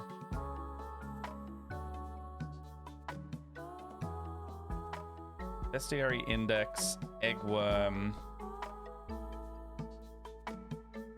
Egg hunters, sorry. Okay, so we've got an egg hunter hatchling. It's this thing. This is just an egg hunter adult. Oh wow, they're tiny. So it's literally just a little guy. It's just a little guy, and they get into salamander-like adult species can inflate its bulbous tail to take on the shape and texture of dragon eggs. It uses mimicry to establish itself nest tended by a dragon. If an egg hunter is discovered, it releases spores that make other creatures lethargic, allowing it to scurry to safety. If things turn dire, the egg hunter's physical form can magically harden, reducing the harm even suffers from a dragon's wrath. So it basically is just a mooch. So it seeks out the dragon eggs and feed on the contents. They deposit their own eggs into the empty shells. And then it steals the resources from the dragon. Yeah, so it's a parasite creature. Amusing. Nightmare fuel. Yeah. So that's this little thing. Challenge rating 5, apparently. Oh, God. Oh. And this is not this is barely a dragon creature. It's a coalinth. So like, I don't remember what these are. They're like the fish guys. Like Koatoa? No, it's called a coalinth. Yeah, but the fish guys are Koatoa. No, I think kind of like the fish guys. It might be like an offshoot thing. Never They're mind. like fish hobgoblins. So if you think Koatoa is the fish goblins, these would be like the sea they're literally known as sea hobgoblins. Oh, here we go. Here's literally the image they're based off.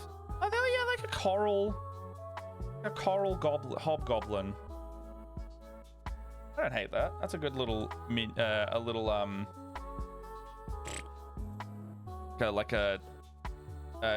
just a chaff. Have a bunch of them.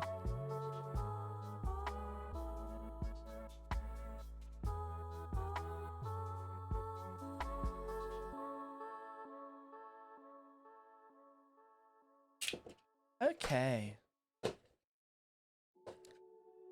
Coral hobgoblin, coral hobgoblin, coral hobgoblin. What the fuck is that thing? Oh, cool. All right. Oh, I forgot how much I love these guys. It's always you come back to it, hey? I love my sisters so much. I can put them down and then come back to them one day. Okay, so this one's interesting. Has anyone ever heard of a dragon blood ooze? Oh no. So it's when I think it's when like a gelatinous cube or something gets into a dragon horde or like gets infected with dragon blood, it becomes a dragon blood ooze. Yuck. Which is cool. I actually, I don't have a lot of oozes. Magic-minded artists have long incorporated parts of dragons' bodies into magic items, crafting dragon hide into armor and forging weapons. Alchemists have found beneficial uses for dragon's blood, but ill-advised experiments have given rise to dragon's blood oozes. The congealed blood of a dragon, given mobility and hunger, the ooze tries to shape itself into a draconic form. It cannot hold a coherent shape for long and soon collapses into an amorphous heap. Similarly, it tries to manifest a breath weapon, but manages only spurt forth a part of its own body that it reels back in. It's got an ability on this stat block called Slime Breath, where it just spits out itself and you deal acid damage. Basically, it's a dragon ditto. Yeah, you're so right, Mo. Amusing. Very amusing. I like that a lot. So, what do we got here? Oh, okay. Okay. These are great. These are gonna be good for my adventuring minis, by the look of it. I've got like humanoid ones, which are great because I love having more humanoids. This one's called a Dragon Blessed. We can't see what it is. Yeah. I mean, it works for a nice reveal, even though I messed it up. Wait, what? Did I get 4 minis in this? 1, 2, 3. Oh, okay. The last one was the ooze is the big mini. Okay, we've got it's called a Dragon Blessed. It's literally just a, like, this is just a lady, effectively, right? What are they called? Dragon Followers? Yeah, this will be a Dragon Follower, Dragon Blessed. Oh, here we go. Dragon Blessed, literally just blessed acolytes of dragons who they revere as gods. They wield magic and heal to support those who have earned the Dragon Master's favor, and scourge those who incur the dragon's wrath. The Dragon Blessed view their lives as magical abilities and as gifts bestowed by the dragon, and they give life and energy to save those they deem important to the Master's work. Challenge rating 5. They have Radiant Bolts. Then they have things like Revivify, Tongues, Mass Cure Wounds, and Flame Strike. So this mini, to me, is good as like a... just more or less just a, you know, this is very like a lightly armored fighter or a rogue or a warlock. This, you could make an argument for a druid wearing kind of like gold-plated armor. But yeah, more or less good generalized mini, vague in appearance to kind of let you do whatever with. What's this one? Oh, yo, this is cool. This thing. Okay, we'll go to this one next because he's just a little guy. Kobold Zombie. Ooh. I think that's sick. Just a little undead kobold. And it looks good too.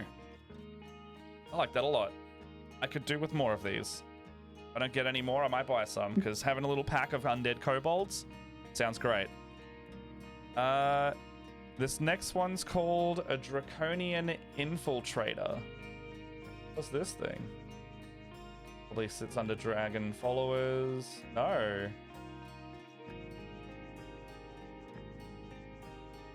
Oh, Draconians. What's this called? A Draconian Infiltrator. This looks nothing like the art. Okay. Dreadnought Mastermind. Okay, here's the Mastermind thing we got earlier. They're just spellcasters and strategists who serve as military commanders for the dragons. And yeah, there's no real art of this guy because the Draconian Infiltrator is kind of like a strange bestial one.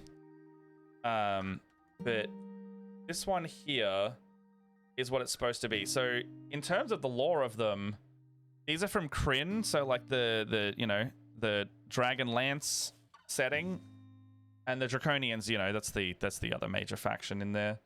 Copper Black and Topaz Dragon eggs yield these sly and stealthy Draconians who often serve their creators as scouts and spies. They use paralytic venom of their saliva to coat their weapons, making them formidable assassins as well.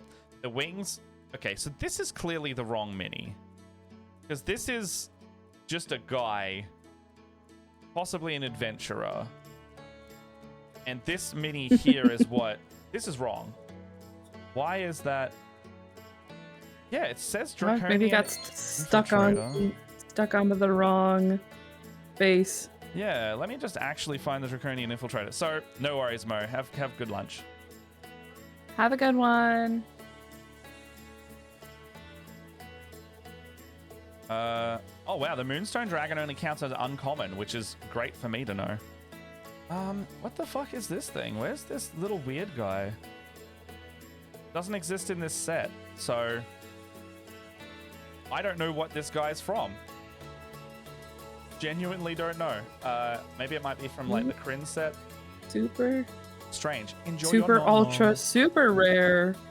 Definitely not, but I find it amusing that they've done... Look, in any case, it's a good green Dragonborn mini, you know? Armored little guy. Like a bit of a lizard folk from here. You could call this lizard folk. To me, I went Dragonborn because of the green webbed look to the back of the head reminds me of green dragons. Okay. Because they're like swampy. No, they're not. That's black Yeah, dragons. makes sense.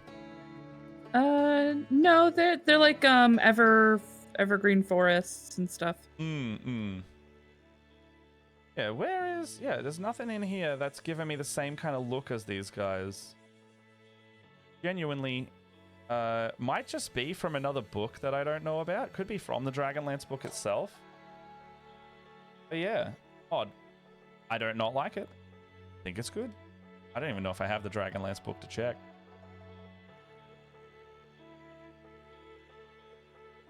Dragonlance Shadow of the Dragon Queen. Physical copy. Bestiary.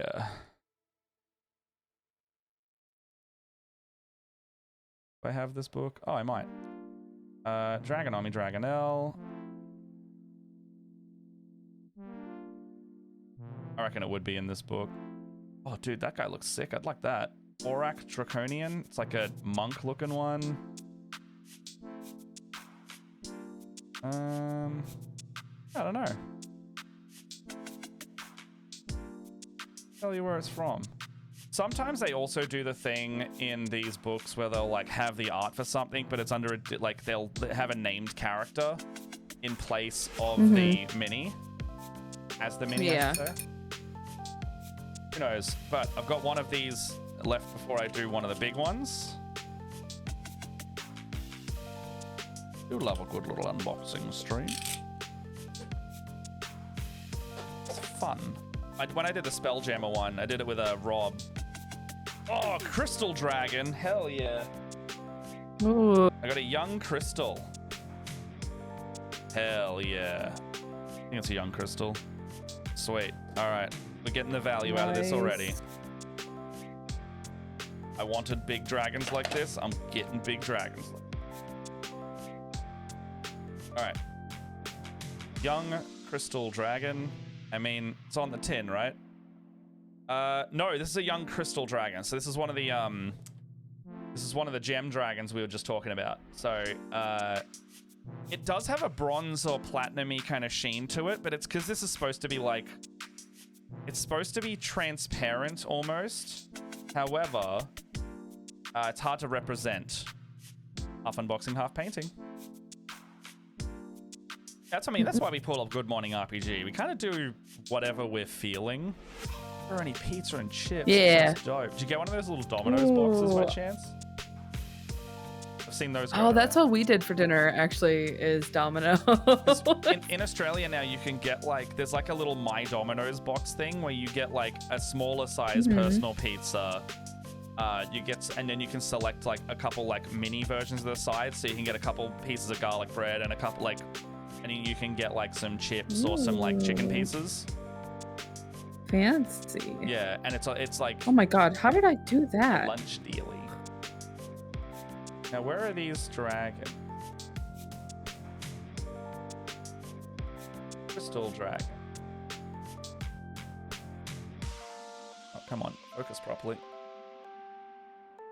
Mini too big.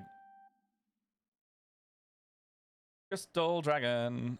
A crystal dragon in the mountain. No such thing as mini too big. Oh, well, it is when my camera can't focus on it. Okay, here we go. This is actually the mini, the art space stuff. Okay, here you go. So, crystal dragons.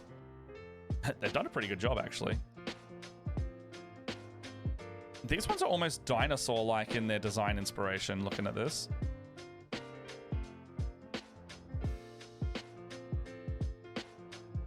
Okay, so we got crystal dragons shimmering with radiant energy and brimming with life. Crystal dragons enjoy an innate psionic connection to the positive plane that suffuses their bodies as well as personalities with light. Not going to want to look at text. You can have the dragon mini. Come on, if it'll bloody focus. Where are you focusing? Can you just do that, please? It looks like the table. Oh, it wants me to hold it there. Okay, so as they age, their scales turn snow white, slow fadely to transparency. The oldest crystal dragons have scales perfect clarity that bend and refract light, sometimes making it difficult to see. The radiant energy of the positive plane shimmers in Crystal Dragon's scales. It glows like starlight between their bodies and the spines and horns that hover their heads and backs. These horns shift with the dragon's mood, bristling with anger, lying back with fear or suspicion, and rippling in side-to-side waves for amusement and joy. That's dope. I love this dragonology stuff. Yeah, very dinosaur, right? Oh, it has a twin tail. Yeah, See that. that's like one of my favorite things about that one. I haven't used these. I like amethyst dragons the best, I think. Mostly because purple. But oh, what is this guy? What's this chunky little fella? In I like the Crystal the Dragons a lot Dreams of generally, Red though. Wizards, in the Go for Dreams of Red Wizard stuff that I would love to run for a stream one day. There is an Emerald Dragon No. in one of the sets, and it was like my favorite bit. What's this thing called? I've got a Hydraloth. It looks like a giant, like it's a medium-sized creature by mini base standard. However, you could put this on a large base and call it a day because this thing's chonky. It's like a dragon frog, I think. It's a bit of a, it's like, it's not thanks I hate it level, but it is kind of yucky.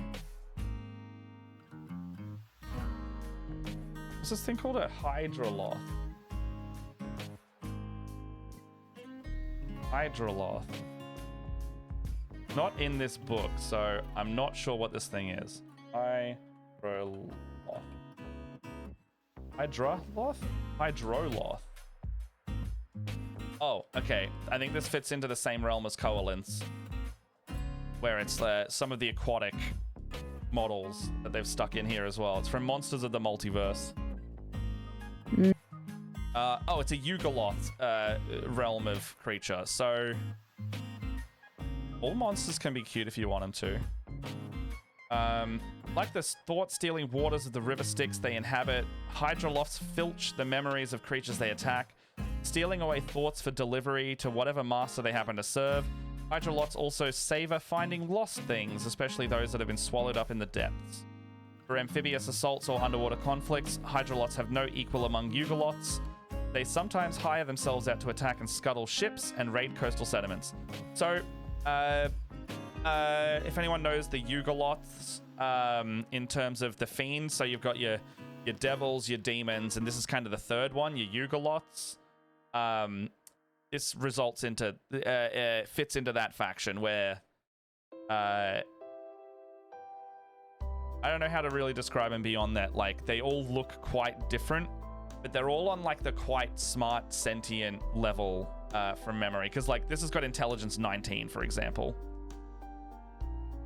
Here's the art if you want to see the mini side.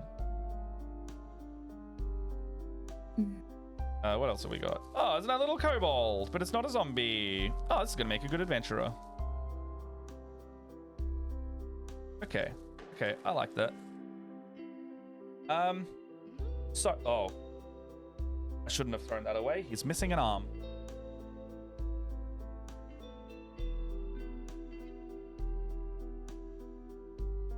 Oh, looks like I need to do some first aid on this mini, because genuinely don't know where that went, but they are missing an arm, but they are a kobold rogue.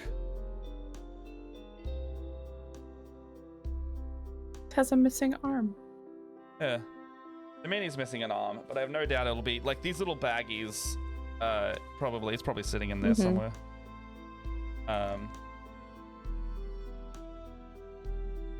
Pull it out.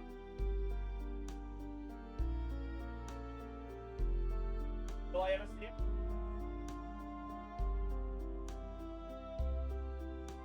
The age-old question. Gonna see that arm again.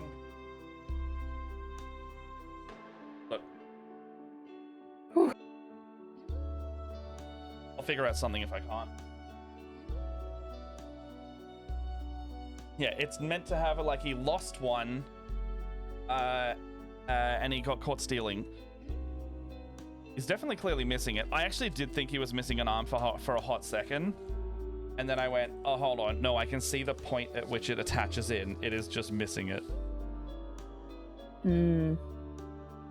All right. I haven't like thrown out any of this. Oh, this is actually one I really wanted.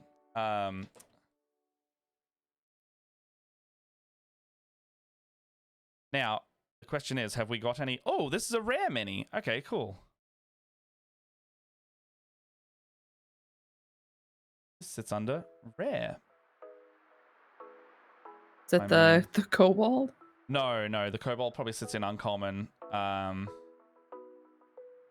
However, I'm trying to find this song I've been trying to get out of my head. So the young crystal dragon and the moonstone dragon counted as uncommon. The fish guys, pretty much everything has been uncommon.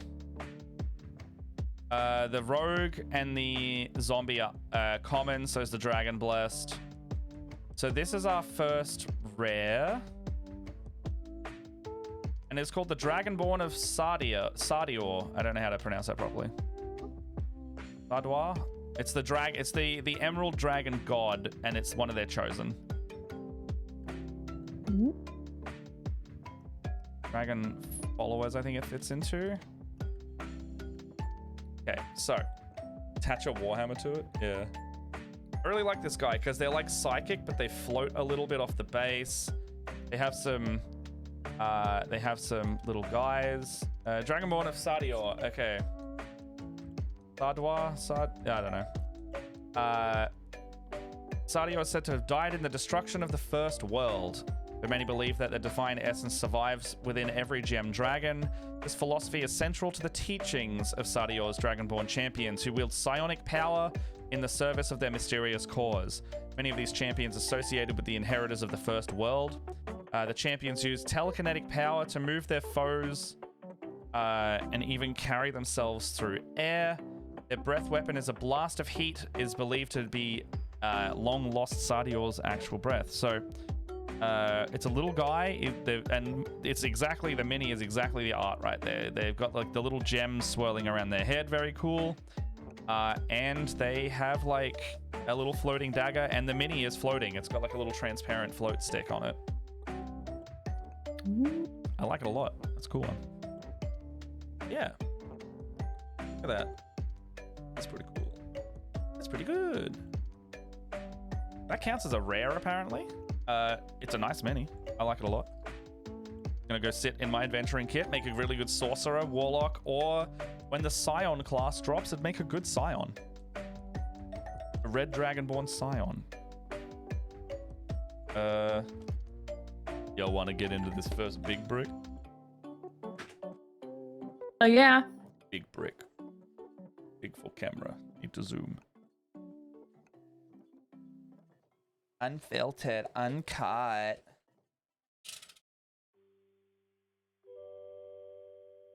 I'd like to put my resignation in now.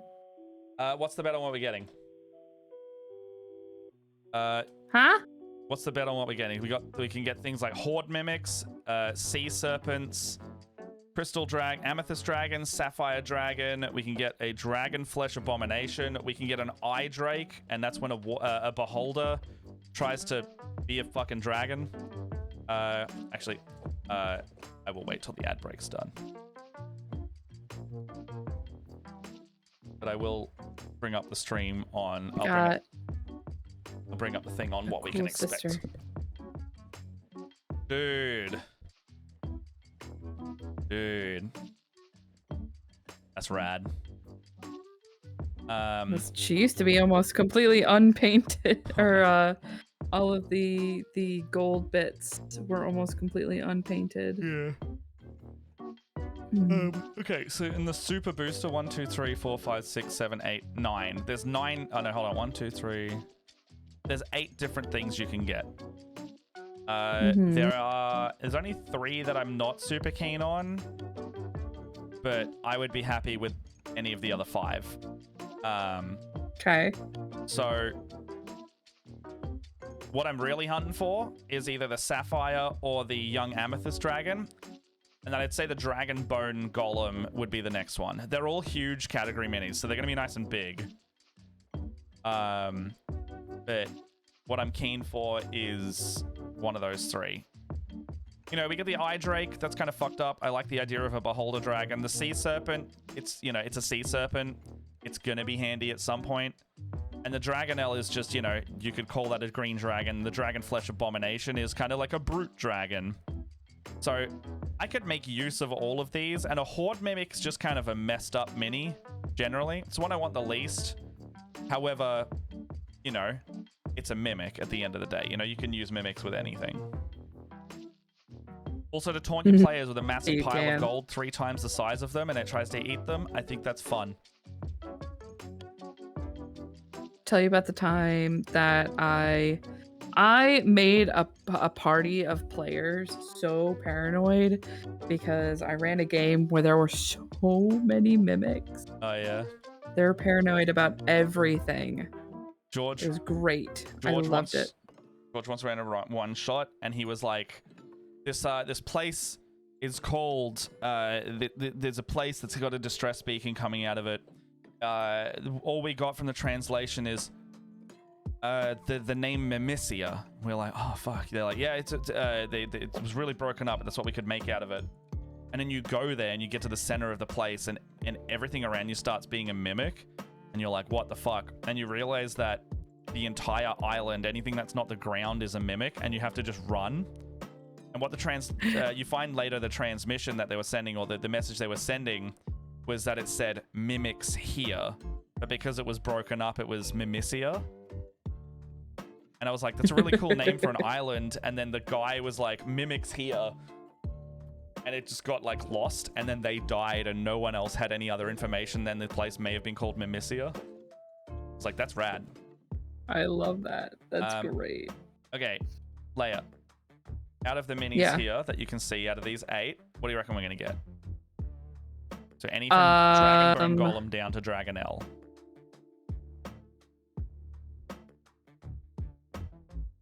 My I'm gonna go Amethyst Dragon. Like, is that what we think we're gonna get? I don't know.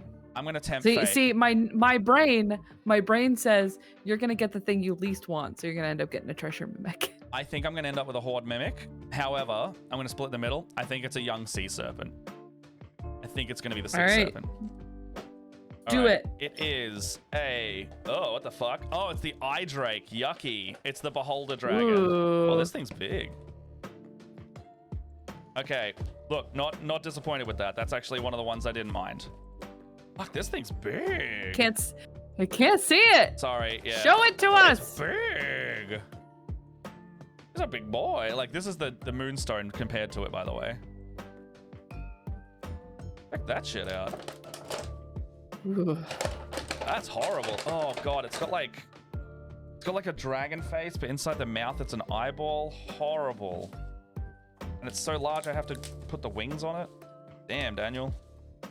Definitely gonna subject some people to this soon.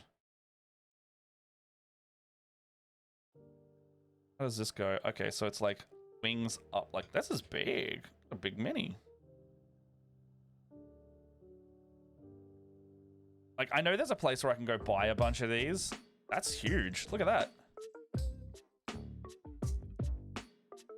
Big boy. That's a big boy. Like, compare that to the moonstone. I love how there are eyes on like the tips of its wings and shit. Yeah, so that's so. I mean, looking at that. Yeah, the rips in its wings. I'll pull up the description of it. That's how big a normal guy is. Okay, where's the bestie? Is it called an eye drake? I think it's called. Mm-hmm.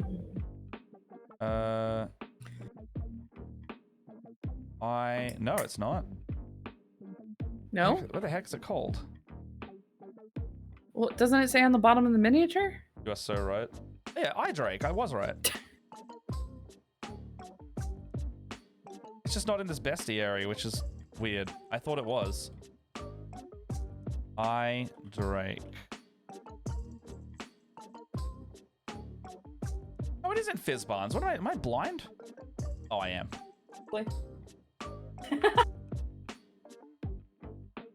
Okay. Yeah, the eyeballs on its wings are yucky. Okay. Oh, that's a yucky picture. When a beholder contends with a dragon for power and wealth, its thoughts of its dragon's rival can become deeply obsessive, eventually pervading the beholder's dreams. If the rivalry lasts long enough, these fevered dreams can manifest as an eye drake, a beholder-like creature with draconic features. So if anyone knows anything about beholders, the way they reproduce is they keep thinking about shit too hard, and it manifests another beholder. So this version is it got way too fangirly over a dragon, so it made a beholder version of a dragon, and now it's got a problem. Gross. Creature's wings are formed like multiple eye stalks, each of which can fire magical rays that combine the aspects of a dragon's breath weapon and a beholder's eye rays. This thing is challenge rating 8, and it is straight up yucky, and it has 6 different eyes it can use as eye rays, in addition to an anti-magic breath. Oh, that's cute, because the anti-magic eyeball is the normal thing. It points it at you and you can't cast spells. However, this version is you get damaged and you can't cast spells of every spell of 3rd level or lower ends on creatures near them, whether they pass or fail. That's kind of cool. And oh, that's why it's weaker than a regular beholder, because it's not a perma field. Beholders are brutal, man. Yeah. They're rough. Like, you can see why they're challenge rating 12 or 13. Like, they really prove it. Oh yeah. Okay. We were in a campaign one time, and the DM made us fight 3 beholders at the same time. Oh, jeez. Wait, how high level were you? I don't remember. I could probably check. But it was awful. Okay. Next boxes. Layer, left, right, middle. Middle. Middle. Alright. These ones are lighter, so they might be smaller minis. But we will find out. Dragon wings are fairly lightweight. They don't take up anything. We have got some kind of little winged guy as the large mini. Had something else brown that needed to be a painted lion on. drake. Oh, weird. It's like a little... What the fuck? I don't hate it, but I do think it's strange.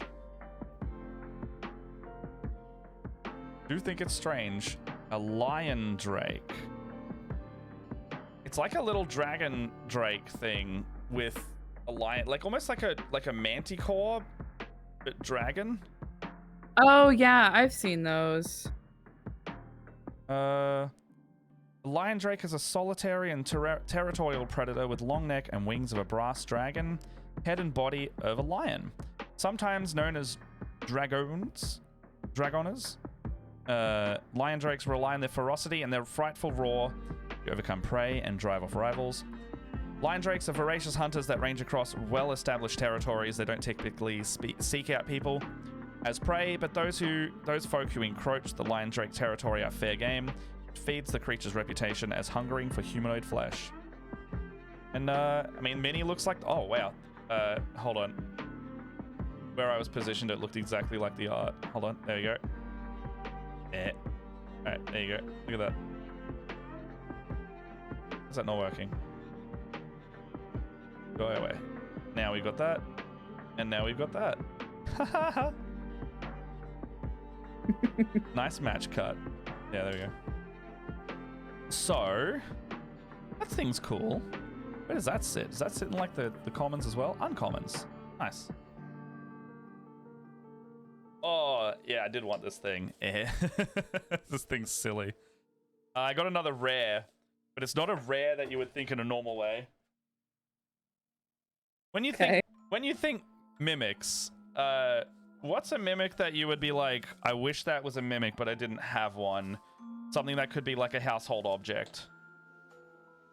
Oh, for reasons, I want a door mimic. A door. Like I know where miniature. to buy a door mimic, but it's not this set. You can buy door does it mimics. have to be in that set? No, it doesn't have to be in that set. But I'm saying it doesn't exist in this set. Yeah. we've got the only other mimic that exists in this set. So it's not the Horde mimic, and it's not one that I thought I would expect. But it is, you know, you go to try to clean up and you wash yourself up, and suddenly the wash tub you're sitting in is a mimic. So it's a wash tub mimic. I love that. Oh, with the water. That's yeah, so no, great. Right? It's really good. I actually really like that. That's fun. Wash tub mimic. Counts as a rare, apparently. It's a good mini. Ooh. Generally a good mini. What else did I get in this box? I got that one, that one. So we got the Dragonelle. No, the wait, yeah, the Dragonelle. We got that little guy. This one's called a Dragon Speaker. It looks like a little bard, but the molding is a bit weird because, you know, gnomes are hard to get done. This one's just, it's like a little gnome. You could use it as a gnome bard pretty easily. It's called a Dragon Speaker in this. So probably under a Dragon Follower, I guess. Let's see. I mean, it's probably like, you know, much like the Dragon Follower, Dragon Chosen, Dragon Speaker. It is, charismatic and persuasive orators serve the dragons, ambassadors among other folk. Dragon speakers have loud and authoritative voices, which they use to gain valuable resources, diplomatic connections, and donations of treasure and magic for their dragons, as well as to weave magic both subtle and thundering. They use their commanding presence to instill awe and fear into the hearts and foes alike. And yeah, this guy's a little like, I don't actually know. Is that a hurdy-gurdy? No. What is that instrument? Yeah, it looks like a hurdy-gurdy. Looks like a little hurdy-gurdy, right? Yeah. Well, that one's Yeah. It's basically a bard dragon follower, which is great because gnome bard don't have a mini for that. And this one, Nice. look, this one's pretty basic, but you can never have enough of these. Black dragon wormling. Nope. Baby dragon? Yeah. Baby dragon? Baby dragon. We got him. Come on. Baby dragon. We got him. All right. There you go. You know, so far what? We've pulled a number of Dragonborn, 3 dragon-esque creatures, four. The crystal dragon. 1, 2, 3, 4. We've pulled 5 draconic creatures so far, which is great. So, you know, 5 little wingy guys. I mean, we're only halfway, like just over halfway, which is great. So that's good. We've got 1, 2. We've got 2 Dragonborn equivalent guys. We've got 2 dragon followers, 2 sea creature kind of creatures, and 2 kobolds. And then the slime. Oh, and then this, you could really get away with making this like a really big Yuan T as well. Very easily. This, Draconian Mastermind. Oh, for sure. Oh, and then the egg thing, which, you know, probably my least favorite thing out of here, because it is just a little parasite. Now that I've said that, I'm going to get more. So, here we are. Put that there, put that there, put that there. Yeah, can never have enough dragons in this game of battling dragons. All right. Second to last little box. Don't know what this is. Seems to be some kind of guy with a big club and a green arm. Is it on the box at all? It is not. Wouldn't mind getting Fizzbarn as well. Fizzbarn the Fabulous. Okay, so what, I have no idea what this thing is. I don't even recognize it. Looks to be some kind of like mutant, maybe like giant guy. Oh, okay, that makes sense. It's called a Dragon Flesh Crafter. So I guess it's like, think draconic being dragonborn. Oh, literally it's called a Dragon Flesh Crafter. Okay. Yeah, fair enough. It's on the tin. Here's the stat block version.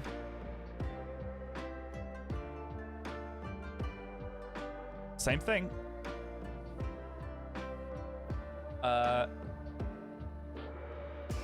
Ordinary dragon flesh grafter is the hulking fusion of draconic and bipedal characters, standing between 8 and 12 feet tall. Damn. Its original features and nature wanes. Its draconic powers grow, giving a thick layer of dragon scale armor that covers the grafted area of its body. A grafter can belch forth a gout of corrosive acid in mockery of dragon breath. And a universal effect of their experimentation, they become obsessed with treasure. Their greed compels them to gather any gold or gems they can. After taking this back to their lairs, they gaze for hours on end at their trinkets and baubles. So basically, a mutant kind of guy. I mean, this would make a good, like... You know, it makes a good, like... hybrid of a troll or something. Look, when I wear my dinosaur claw slippers, it's new. Yeah. Old here. I think I had some of those similar things as well. It reminds me of in Baldur's Gate, you've got that person who's obsessed with becoming a spider. Yeah. And ends up becoming the Spider Queen. It's kind of like that. Oh, what the fuck is this? Oh, cool. I got the other 3 minis I got. I actually wanted one, and the other 2 I didn't remember was in this box, but they're genuinely very helpful for more broad appeal minis. Okay, so the one that I wanted is a baby deep dragon. So like your Underdark Dweller dragon. So its eyes are that of like, you know, deep sea creatures. Baby deep dragon. I think there is there a deep dragon in this thing? Can you get the bigger deep dragon? I can see it. No, and you can't actually get the deep dragon as the bigger one. I think you have to buy like a special kit for it. Might be one of those larger scale ones. Anyway, I like that a lot. I like that a lot. All right, real quick. I have a sister of battle. So this is the sister that I did before. This is actually, this lady is the sister superior of the unit. Is that the sword one on the left? Yeah. So, yeah. That's rad. So she's got the one that's got the cool candles. God, they make us really commit to just trim, hey? It's a Sisters of Battle thing. Oh, don't worry. These are Emperor's Children. I remember why I don't like Chaos Marines. They are all trim, much like yours. So much. Oh, I forgot to do the prayer beads. Yeah, so these are called oh, I forgot what their name. What's their name? Paragon War Suits. So this is the battle. Yes. The humans. Sorry, inside I thought you were talking about the. I thought you were talking about the mix and max. The things you're pulling. I just realized saying is min max. Sorry, it's mix and max. Mix and max. They're called Paragon War Suits, and then the Sister of Battle is like piloting it, almost like in a papoose type situation. Yeah, so you can actually see, so like she's got her arms here, and she's like piloting these 2 arms with some like hydraulic arms. So yeah, it's a nun in a Gundam, so we keep calling them Nundums, if you will. Yes, we do call them Nundums. Call them Nundums a lot. Okay, so they are super cool. Yes. Generally, very useful mini. Winged Kobold. This one's called a Kobold Warlock. You know, it does not ever hurt to have a little kobold with some magic in their hand and maybe some wings and a staff, because now you have a low-level boss, or you have a pretty cool adventurer mini. Check that one out. I like that a lot. It's a good one. It's a good mini. A good general purpose mini. Yeah. This other one might give you specific, when you guessed it on Barovia trauma. Because this one is, like near the Wizard of the Wines in Yester Hill, a Vine Blight. So the big living plant creatures that move slow, but they can cast Entangle at will, and they will lock you the hell down. And They're in our awful. Barovia stream, which is back on The Mondays now worst. properly, they will get you. Great general purpose mini. I love that a lot. I also have like some astral versions, which are basically like they're basically called astral blights, and they're the same thing if they were made of like crystals that kind of grow around people instead. Plants are good. Oh, that's cool. Good minis. Yeah, I think they're called like an astral blight or a crystal blight or something like that. It's literally the same creature. It's you know, you put a couple of them down and they're good for low level threats. What's this thing? Ooh, seen these before, but I don't have one. And I got some other little things. Oh, I got 2 of these kind of guys. There's just different tiers of them. All right, I like this. This one's going to make a good boss character. It's called a Draconian Dreadnought. A large mini. I love those Do ones. you know these things? Yeah. Mm-hmm. So I have to remember I ran Tyranny of Dragons, and because like I did the entire second Yeah. half, I threw anything that had the word dragon in it, got fucking hucked at my players. okay, well, I like this. Here's the mini for it. It's actually pretty good because it's large category. It is a big, Ugh. chunky, beefy dragon draconic. You know, when you run Tyranny of Dragons, yeah, you're right. Perfect for the dragon cult members. Oh yeah. It's just So a good. big lummox, challenge rating 4, a really good boss character for level 3s type thing. Really good for there's that fight you have right in the beginning of the game, Greenest. and where it's like yeah, the fight you have at Greenest, and it's like this could be the that is guy. a fight.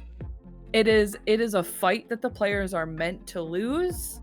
Is that the one with and the, that is the a great commander miniature character? for that. Yeah. Yeah, I know. This would make a great villain for that. Like the big hulking guy that's like kind of a Cyan bully. Cyan Wrath. Yes. The only difference is Cyan Wrath is a blue dragon and not a black dragon. This is dark blue in tone. This actually still works. All right. Yeah, Hell yeah. This is like a really dark blue. It's like it leans on gray blue, but this is like the art is also a blue. But yes, this is specifically a dark blue in color dragon. You know, you could dry brush Perfect. some blue and it would work perfectly. That'd be Cyan Wrath for me. I also would make that Cyan Wrath. I'm gonna get the mini that I would probably consider the worst mini that I have seen in this set. Is it the worst one? Yeah, I'd consider this the worst mini. The most underwhelming, maybe. I'm sure someone will like this more than me, but I don't like it in the fact that like it's very like it sits in the same realm as the egg thing. I guess you'd put this with the Horde mimic if you did it. This thing's called a Horde Probably. Scarab. It's basically a coin that looks like a little. It turns into a little bug. You had a lot of This these. makes me think of Delicious in Dungeon. It is exactly that actually. I just don't, you know, I think it's because there's so many cooler minis that I could have, and this is effectively I paid for a little bug, like a little flat bug. I think that's why I'm like, I would rather not get it. Oh wow, yeah. Okay, so now what's this? A scarab, Horde Scarab. So here they are.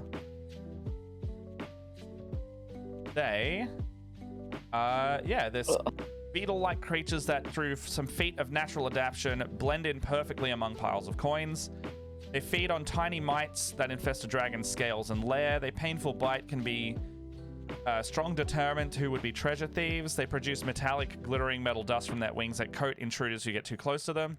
So they basically have the equivalent of like a die pack from a bank. And they use the Draconic's owner to sense intruders' locations as they move about the lair. They are challenge rating 1/8. They're not very strong. You basically give them to players who are like very treasure hungry and need like a little fight, you know, like just a small little thing to challenge them, really, because like, you know, You could put like a couple of these on some level 1s and it would be threatening. Maybe like 3 or 4 of them against level 1s. I feel like your players are being a bit shit about something. Well, I mean, if they find treasure and At, you like, want to a make their lower life level. hard, you can give them these. What are the other 2? I did have 2 more. Oh. What do I think it is? Yeah, sweet. I haven't got one of these before. If you know dragon followers or dragonborns or like Tyranny of Dragons is a really good use of these. Get yourself a guard drake. Guard drakes are really just like good little, basically wolves in a like draconic form. They are handy. They're good. I don't know. Oh, if you are a Drake Warden ranger, you now have a mini. So if I have a Drake Warden person in my group, they now have this. Basically, they can use that. Which, you know, up until last year, Jess was a Drake Warden ranger. She could have used that. An alehouse drake. What is an alehouse drake, Envy? Also, hello, Envy. How you doing? They are drake. tiny fat dragons. They're so cute. Oh my god, I love it. Is there a mini for that? I want to paint that. Oh man. Oh, there's printable ones. Oh my god. The 3D print that someone's made as it's fallen asleep. Alright, hold on. Just So a drunk little cute. guy. Oh my god, look at it. He's just a drunk little Look at guy. Just a him. little guy. I love him so much. Oh, that's cute as hell. They remind me of big fat dragons. It's a pseudo like the dragon. big fat cats. Yeah. Like those like cats who are super lazy and just overly big. Yeah, look, I mean, look at this little guy. That's so fun. Mm-hmm. They're so cute. I love it. I love that so much. Yeah, little alehouse dragon. It doesn't look like a mini exists for them officially.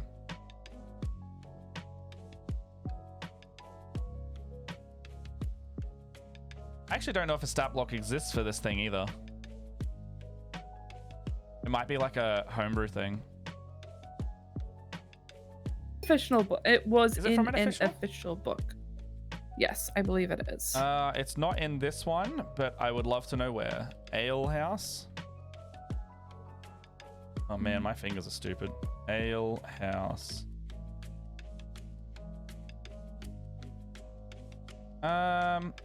Which book do you remember? Because it's not coming up in Beyond.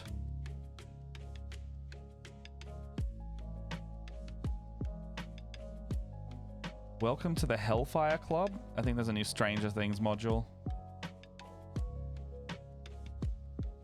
Welcome to the Hellfire Club Ultimate it's actually Bundle.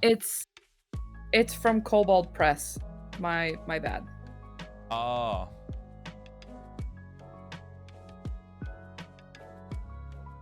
Oh, weird. I don't want to buy that. Cobalt Press. Well, it's Cobalt Press has some stuff on Beyond, right? Is it from like the Tome of Dragons or something?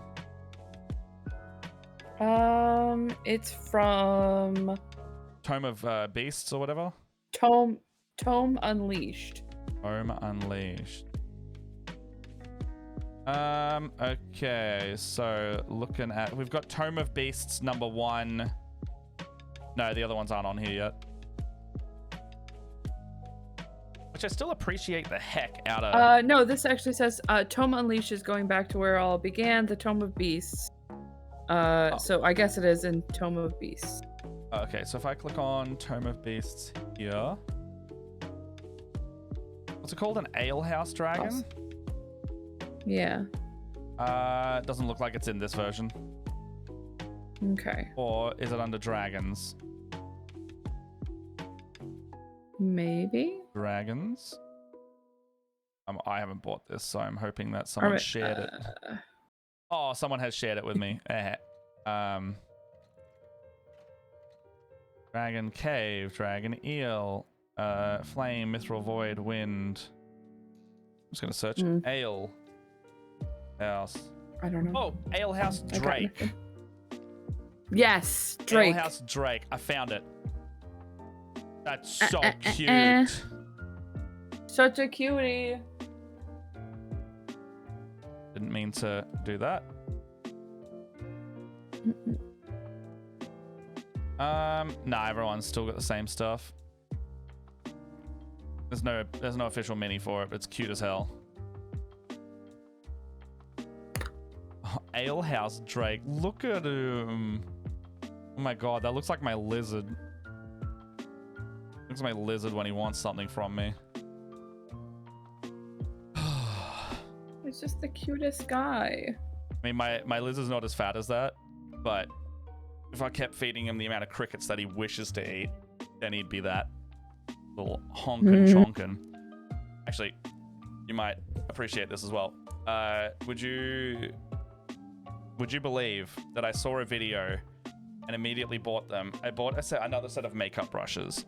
One, because I can use the rest of them as dry brushes, but two, I kept the biggest one and one of the soft ones, and I now can give him the softest pet ever, because I saw someone on TikTok doing it, and he loves it. Like, you just run this, like, the soft makeup brush down his scales, and he's like, oh.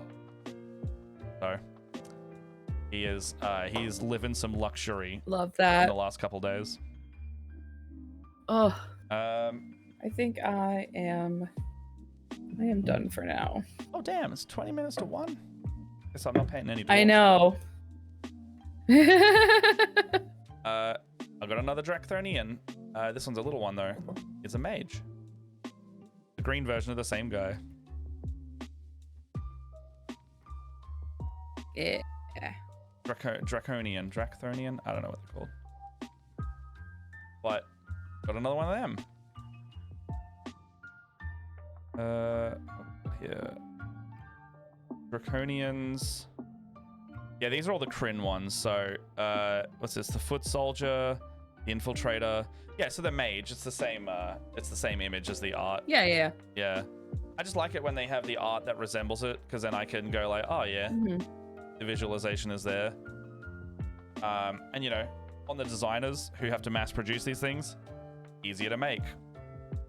I also like that all of these draconian abilities, by the way. Did you use these? They all have death throws, so they basically have like a thrash ability when they die. Oh yeah. Yeah, I like like that. I was throwing these at my players like towards the end of our games. And I definitely wanted to punish that. Because I mean, we were it was like we went up to 20th level. Yeah. So oh, look, when you get I about wanted to level make 12, sure game broken. I was like, I wanted to make sure it fucking hurt.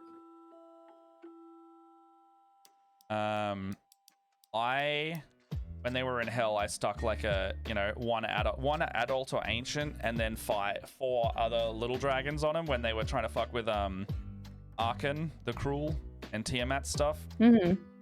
So they had a nice big fight at level 15 that got them to 16. Last booster, it's the other big boy. What do we reckon?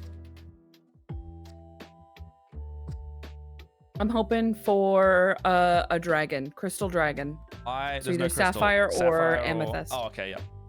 No. I was like saying like one of the crystal, not crystal specifically. Yeah. So sapphire or amethyst. Okay.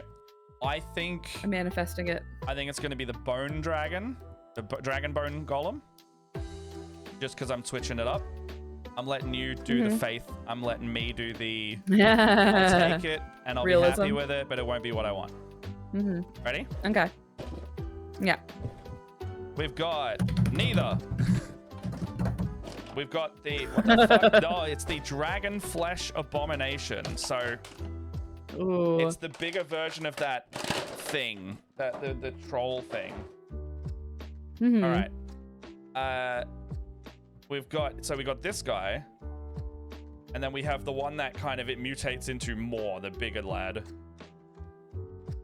Where is it? Where's the focus? There. Excuse me.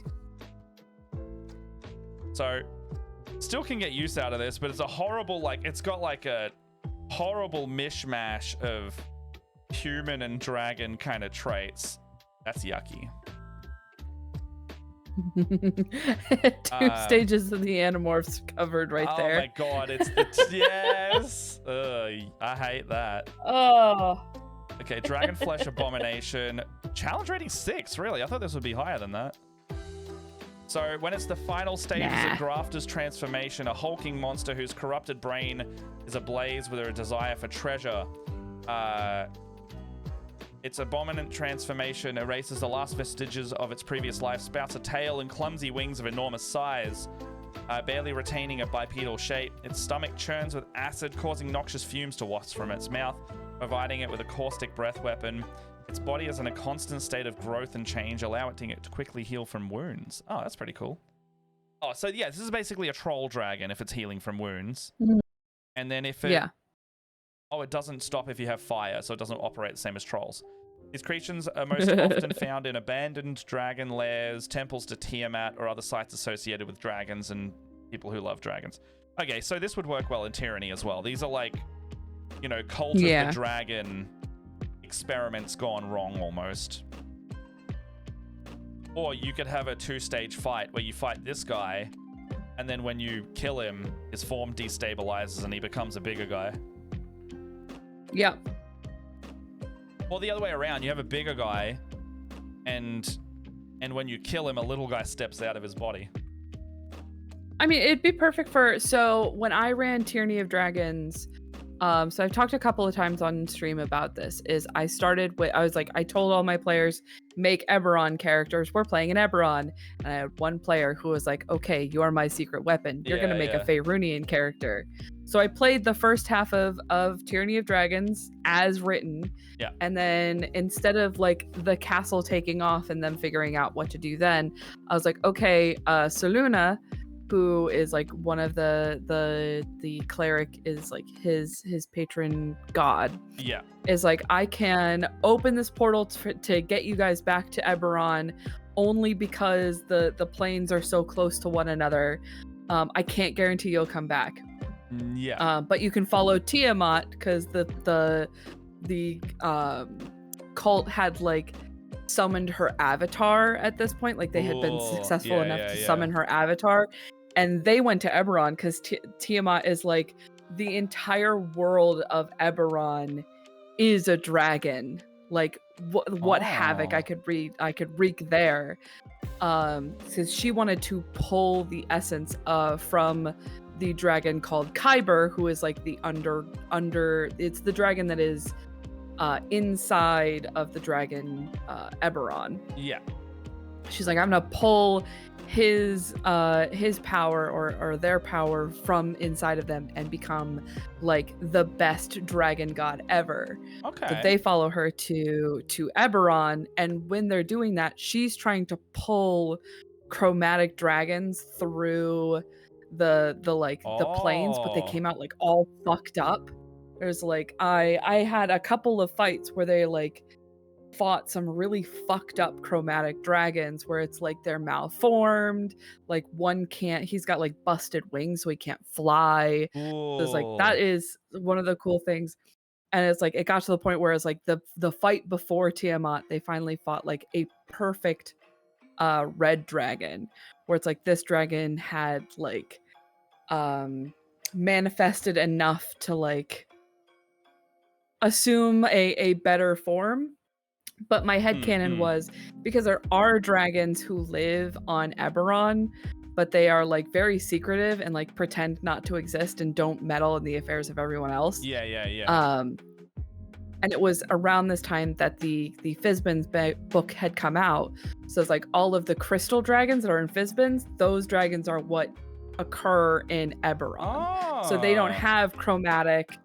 They don't have chromatic and metallic dragons. They have specifically crystal dragons.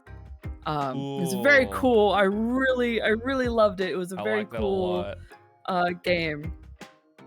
I like it a lot.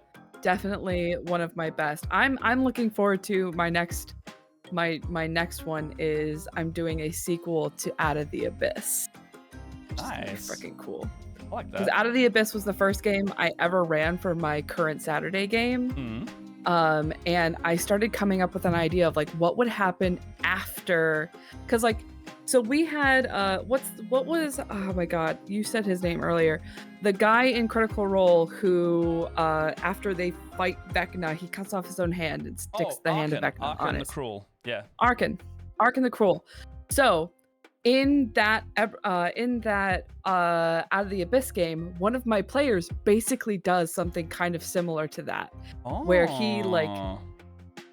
So, long story short is in the book, Orcus drops his wand after he's defeated in Out of the Abyss. And so they use the Wand of Orcus to fight the Demigorgon. They win against the Demigorgon, and one of the players just fucks off with the Wand of Orcus. Oh, really? And that was the end of the game. So like we didn't have anything else. And like I've always thought about like what happened to that character after he makes off with the Wand of Orcus. Yeah. So I have decided after 10 years, I was like, I'm gonna run a sequel for everyone of Out of the Abyss. It'll be like 60 years later, but it'll be like, what happened to your characters afterwards? What are the ramifications of the Wand of Orcus being on the material realm for so long? And I have a whole other subplot that is going to be quite awesome. So I'm very excited. I love that so much. That must have been Orcus one. Sorry. Little tangent. I'm very excited. It's something I'm thinking about right now. So I thought of a thing to search while you were saying that, and turns out there's a there's a new one of these brick sets called Icons of the Realms: Return of the Dragons, and it's got the cover art of Tyranny of Dragons on it. And I just looked through the minis list on it. It's quite a lot more than I paid for this one, so I probably will not be getting it unless it goes very on sale. But it's got like, it says Return of the Dragons, but it's a very like, has a lot of different regular minis in it, so it's very good for filling out just adventuring kits. Aarakocra, Barbarian, Bugbear, there's a Deva in it. Dragon Claw from the Tyranny of Dragons. I remember that Alex loves blind boxes, and I remember my partner getting him a brick of those Tyranny of Dragons. Yeah. I got so many cool dragons, but then I also got like lots of like dragon cultists and stuff like that. So are perfect for. I haven't seen the other but I think ones. this looks like a newer one. This is about to come out or just has come out. So what's that one called? Tyranny of Dragons. Yeah, Tyranny of Dragons. Dragon set, Seas Short Saddle Obelix Realm set. Can't find it. Fangs and Talons, maybe? Maybe? Tyranny of Drag. Oh my god. Dragon. Tyranny of Dragons. Oh no, literally it's called Tyranny of Dragons. Okay, because I was like, is there a Cyan Wrath mini? Because you were saying how much you liked them. And I was like, is that a thing that you can just get, you know? I just think that the fight is cool because it's definitely one of those like, that's what I mean. Especially when players rock up and they're like, we're the baddest bitches in town, and you just fucking roll them. So this has like, it's got a red wizard in it. Oh, there are some red wizards, aren't there? It does. There is one red wizard in the game. So yeah, those all look familiar. That is the set that I got because I like recognize a bunch of those dragons. Black Dragon Lord, is that Cyan Wrath? No, he's a blue dragon. No, that's Resmir. Is her name. Okay. Wait, hang on. Some of these are the same minis? They've just re-released them.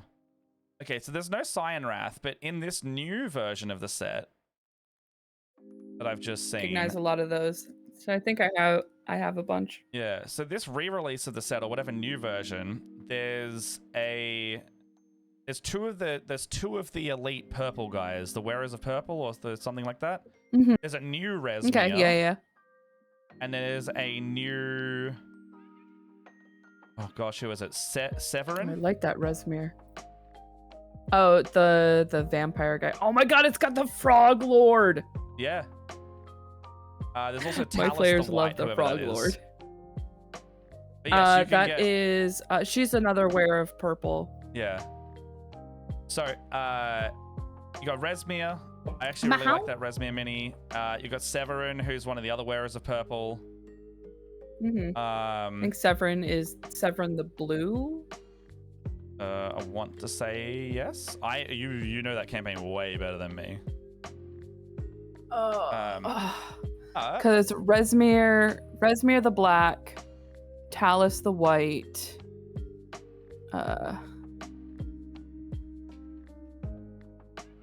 Nope, that's all I got. It's all good. I do think it is. I think it is Severus the blue, because I remember having him around when I had my players fight the blue dragon. Yeah. How much would it cost to get you started in basic supplies? Depends if you're a player or a DM. What? Are we talking about paint? Because we got a lot of things going on. We talking about painting? We talking about D&D? We talking about minis? Like what are you? Oh yeah, I guess that's. Because you've got painting stuff up there, and I've just opened a shitload of D&D minis, you know. Hey Zeb, how you doing? Hi Zeb. Also, All Haven Games, welcome in. Welcome. Yeah, it definitely depends on what you want to get started, and like what. Painting minis. Not D&D. I love this conversation. But basically the same. Ooh, okay. Started. So, do you want to? My first question is always, what's your budget? Do you want to stick to something, or do you want to like? Yeah. Don't dive too hard in. But like, what level do you want to go? Like, because if you ever done it before, are you trying to like what's going on? I'd also think that the category of painting is important as well. Are we talking about you obviously said no D&D, but is like, are you looking to start Warhammer? Yeah, Since I'm asking only because I've got Warhammer stuff out. Are we talking about like you want to paint like regular busts, like 3D printed stuff? That is some of the stuff that we could also consider. Never done it and not sure of budget because I'm not sure if it's like a 300 or 3,000. Oh, okay. You could spend well under 300. Yeah, you could spend 300. way less than that. we can get you started for like $50. 3D printed monsters from Path of Exile. Okay. That's actually hold on, let me get a 3D printed. If you don't mind us asking, where are you based as well? Because I'm Australia. Leia's over in the US, so we got 2 good hemispheres of recommending things, and I know of a store in the UK. So Michigan, all right. Okay. So, I guess I'll start off. I know, this is my favorite to show off for. So this is a 3D printed miniature. Obviously, this is a little bit of a larger scale. However, I feel like it's a good kind of starting point. It's very simplistic. Like color scheme on here. I would say start off with craft paintbrushes. Yeah, craft paintbrushes. I was actually just going to recommend like one of those all-in-one kits, like the Army Painter one, or something like that. Yes. They're really, really good. The only thing I would recommend is not using the brush on primer, because I personally really hate that stuff. I don't like brush on primer. It's too claggy. If you are, you can get away with rattle can primers that you buy at like a hardware store. You do not have to buy. Rust-Oleum's a really good one, right? Is a really good one. Yep. Stick with flats. I think you can buy those for like. You're in the ocean. Yeah, you can buy flat primers from Rust-Oleum for like $6 to $9. Yeah. I do like the flats because they do give you a better texture. Oh, cool! I've just found an article that has kind of like too a hot here this time of the year. It is also too hot. I am from Virginia, so I understand. I am a little farther south of the belt. Yeah. It is awful. Oh my god, 100 tomorrow? That's rough. It is definitely not that today. Yeah. Remember when I told you it was like 100 a couple of weeks ago? It's awful. Yeah. Okay, so If you're talking about like Go ahead. starting, like I'm going to assume, and correct me if I'm wrong, we're talking about like a start from 100% nothing, like zero at all. Yeah. So, All Haven, this is actually a store in Melbourne that's near me, but this article looks to be pretty good advice. If you want to get into Warhammer, you could start down the route of the Warhammer branded stuff. They do cost a bit of a premium because Games Workshop loves to, what's the easy way to say? And this is coming from a full-on Games Workshop simp. They love to suck money out of your bank account until there is nothing left. Now, don't let my miniatures hear you. So look, you can criticize the thing you love, and which I fucking love it, and I know what I'm doing. So, this is a good paints and tools kit. If you can find them on sale, go for it. It gives you a brush, it gives you a clipper, it gives you basically all the stuff you kind of use, along with enough paints to get you going. Thank you for the follow, by the way, All Haven. So this is the paints and tools. You get what? You get like 10 or so paints, maybe 12 paints, including some washes, some shades, and some metals. This one's great. Like your Games Workshop Warhammer store is where you'll get this.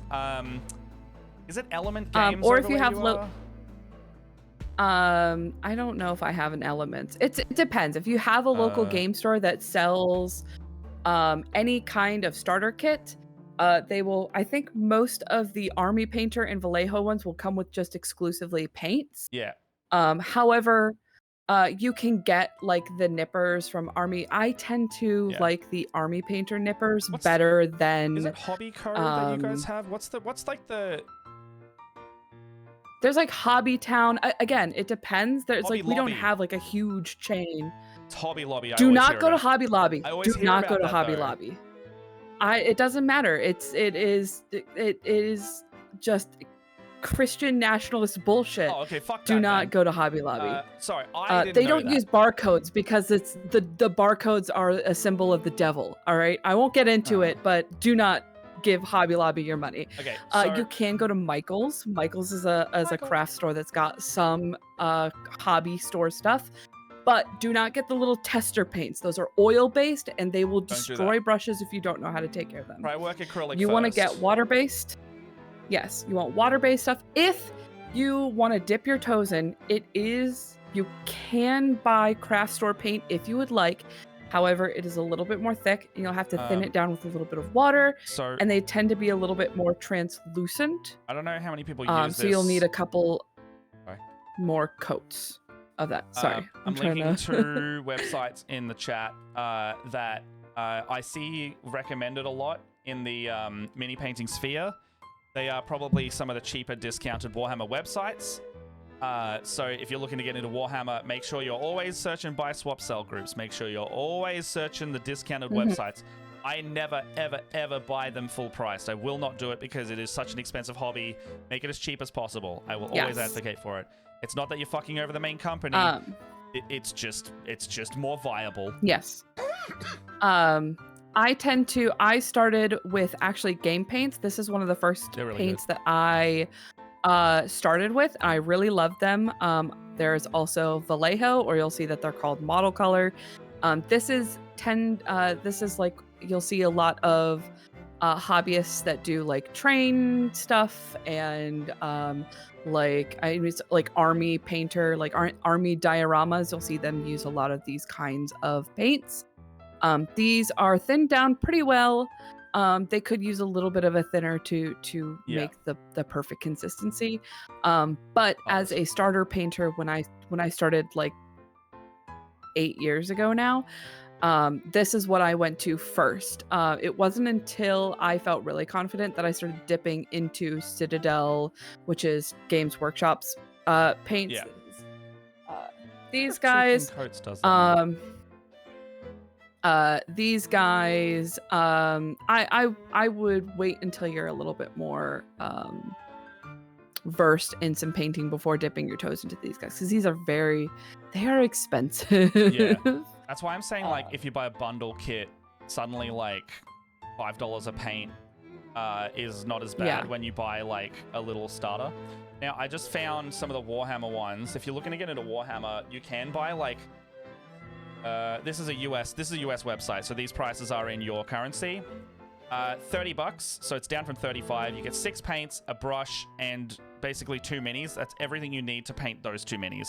You don't need anything else other than maybe some snippers, some hobby snips, and you can get those for like, you can get those for as cheap as you want. You just search around on Amazon or whatever.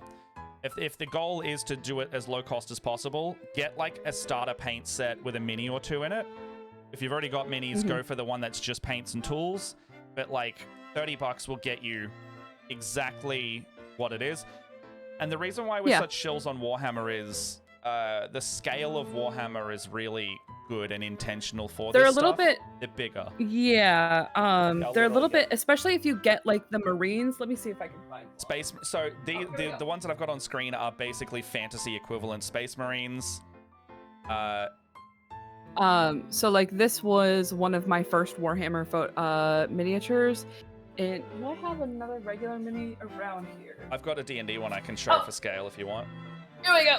I've got a regular D&D. So this is a regular D&D mini. This is a 28 millimeter model compared to this is a 32 millimeter Warhammer model. So it's got some bigger stuff for you to practice on. Here, I can even show off. Oh, don't mind that these ladies are headless. But these are the like Sisters of Battle I work on. Much more larger space to work on. So yeah, the sisters are more like D&D mini scale. I was even gonna say like they're a little bit closer, yeah.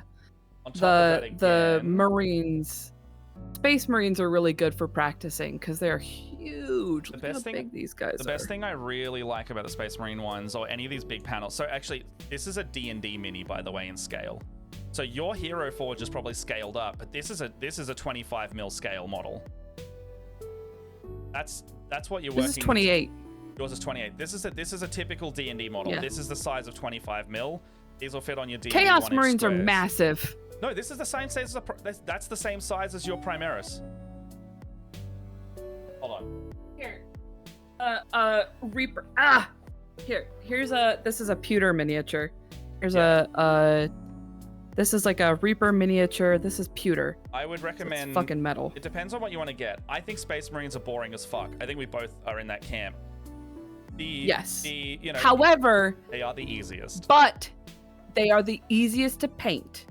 Because they've got big panels that are very blank, very like they do not have a ton of detail unless you want to put a ton of detail on them. And those pouches, they come with so many freaking pouches. They made Warhammer is very clever in their marketing that they made the easiest thing to paint their poster boys. They made them the ones that have the most models. They made them arguably the cheapest as a result to get because you can find them everywhere. They probably don't do a Baldur's Gate 3 version. Funny you should mention that. I just bought the entirety of the Wizards Icons of the Realms Baldur's Gate minis from their website. Yes, you can. However, they're more of this. They're the small scale, not the big scale. You can't get them in big. I was gonna say, you can find on the internet people who 3D print versions of the Baldur's Gate people. Got a very big Karlach back there. I don't have. Oh, right, that is right. You have the big Karlach. I want the big Astarion, and we all know why I want the big Astarion. I know some sellers who could do it, or I know where you could get it. Anyway, you can get. I'm sure I could find one myself, but yeah, I have a 3D printer. We've seen what I'm capable of. I know that WizKids, the Dungeons and Dragons mini seller, has now got Baldur's Gate minis that are either just coming out or they've just come out. And they're unpainted. Trying to think. So I ordered one of each.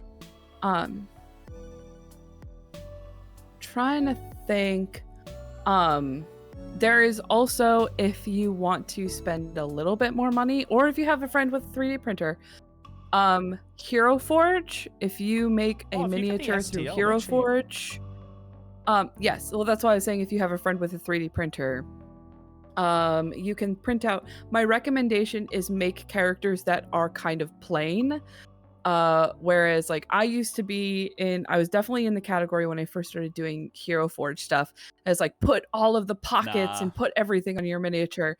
But now as somebody who does a lot of like 3D printing, less is more. The more higher detail or higher quality stuff that you can do, the better. For example, your Nundum takes forever to paint because it has a lot of shit on it. Yes. A miniature like this, it is huge. However, she's got a lot of freaking details, Like a this lot guy. of little tiny things that need to be painted. I have been painting So this if guy you can for find, many hours, and he's really only got his first stages done. yeah, if you can find miniatures that have the least amount of detail, they will be easy. They will not stress you out as much for painting details. I might need to buy some at some point. Not sure how many. My brother's company will let me get away with printing. Just like do one print. And then start with one. Start with one. Print it at a scale bigger.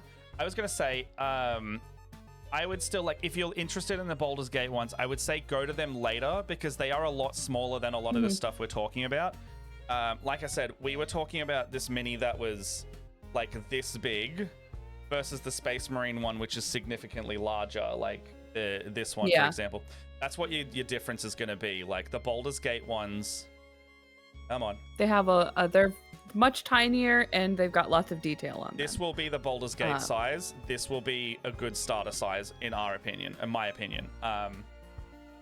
Super expensive printer parts they print. Yeah, it's such a difference. Like you're gonna have a better time getting better on a larger canvas, basically, and then going smaller from there, because every mini painter is gonna make this sin when they start.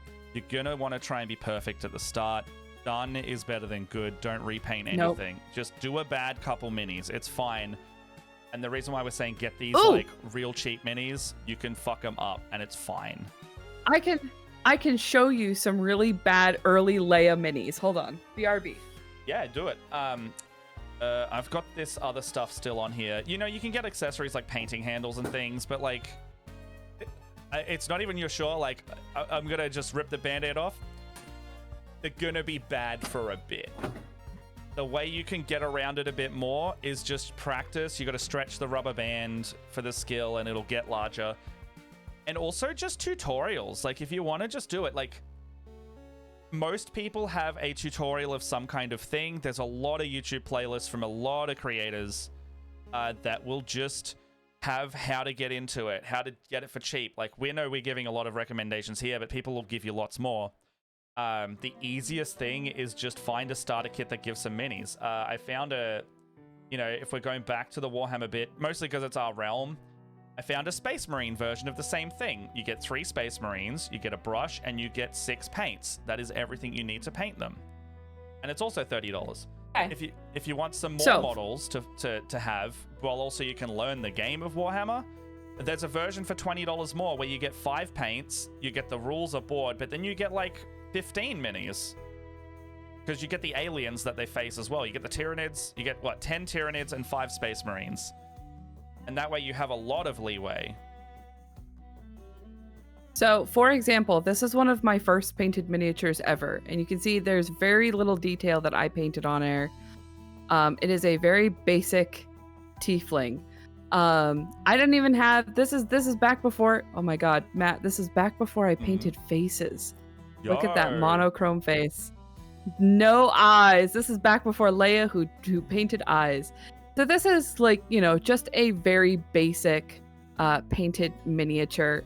It's one of my favorites, or one of my firsts. And then, for example, this is about a year or 2 later. This is the same character, but a different model, something a little bit more detailed. Oh, I know that model. You can see that, like, I've got a little bit more detail going on. There's a little bit more trim going on.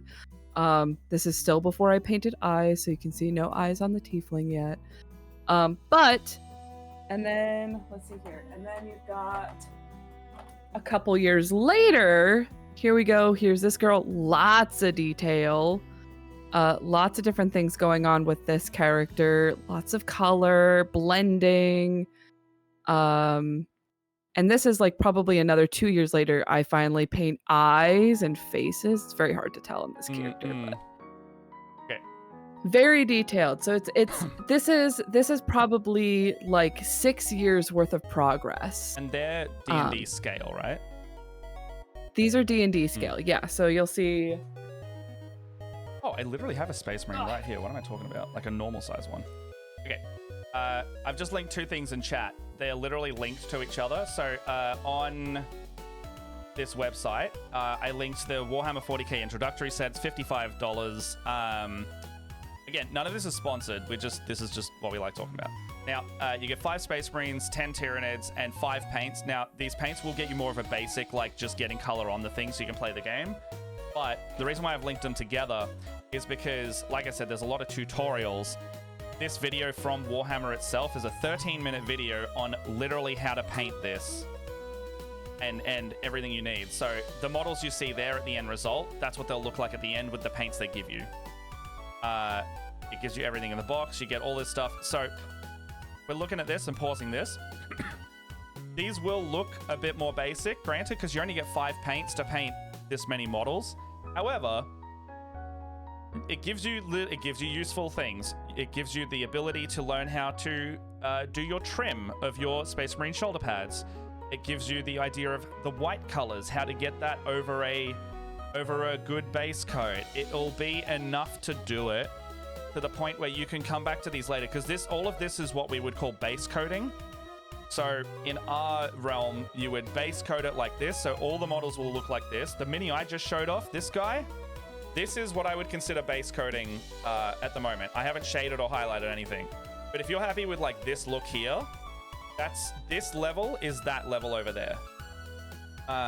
So in saying that, if you're happy with this is a great kit, because not only can you paint it and up to a good standard, you can play the game as well if you're interested. Now, not everyone's interested. We both mostly do the hobby and paint and build, and I play like a couple times a year at the event I want to go to. Yeah. If you want just the aliens or just the Space Marines, just grab one of the smaller paint kits. I think there's a aliens version of this paint kit. Or if you have a model you want to bring to the table yourself, pick up what is it? Army Painter War Paints Fanatic. War Paints Fanatic. Starter. That's a really good starter set as well, because Army Painter just released a new one. Yeah, no worries, Zeb. What's on your mind? So this one doesn't come with minis, but it comes with more paints, basically. So you're either spending money on like getting as many paints as possible for cheap, or you're spending money on getting some minis and some paints. These ones, what you get, 11 paints in these. The War Paints Fanatic range has just been brought out again. They're really, really nice, and they coat well. Another good brand that Leia uses a lot, you can see the dropper bottles behind you, is Vallejo. And my favorite brand is called Too Thin Coats. It's actually created by an ex-Warhammer staff painter, and he is probably one of the most well-known painters from that company that has been around. You know, YouTubers and stuff are around, but this guy basically quit Games Workshop, started a YouTube channel, immediately made it successful, and then has released 4 now very successful Kickstarters of his own paint range. And these paints are amazing. Like, I love these ones. They are the same quality, if not some of them are better than all of the others going around.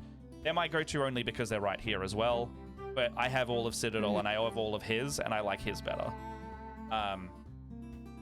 Like I said, you don't have to go to your main store. If you want to just, like, the 2 web stores I linked you, what's it called? Rogue Traders and Warp Fire Minis. They're US based and they have the discount for this stuff. Yeah. So as long as your postal service isn't screwing you too hard, it's going to be cheaper to get them from there. But yeah, I don't know. Is there any other starter sets you'd recommend? Not really. I would just I think to kind of circle back to how much money do you need to spend in order to get started. I would say, depending on how I would say you can spend less than $100. It's very goofy, but if you have to choose between being dropped into a Dunkin' booth and receive it at Dunkin' booth, I Which would you choose? The shaving foam pie is going to be messy, but it's going to be less messy than getting dropped in your clothes into water. I would go the pie. Yeah.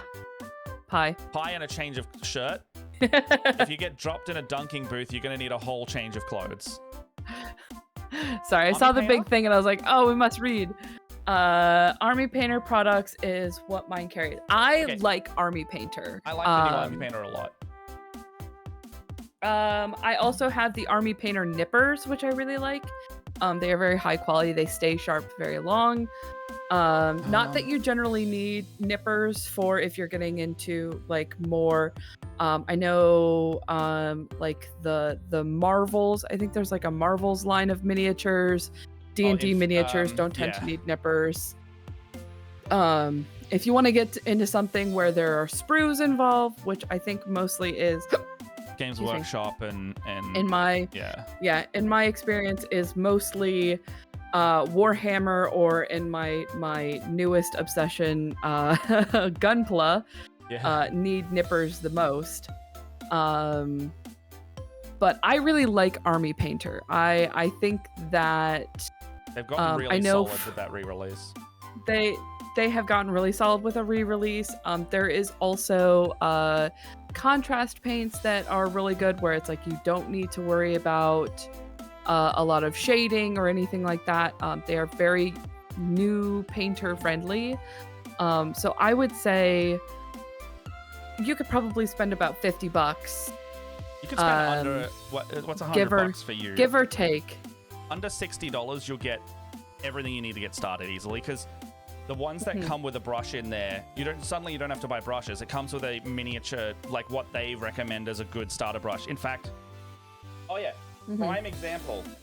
Check this out. I literally went and got more starter brushes last week. Like, this is literally just a starter fine detail set. Oh.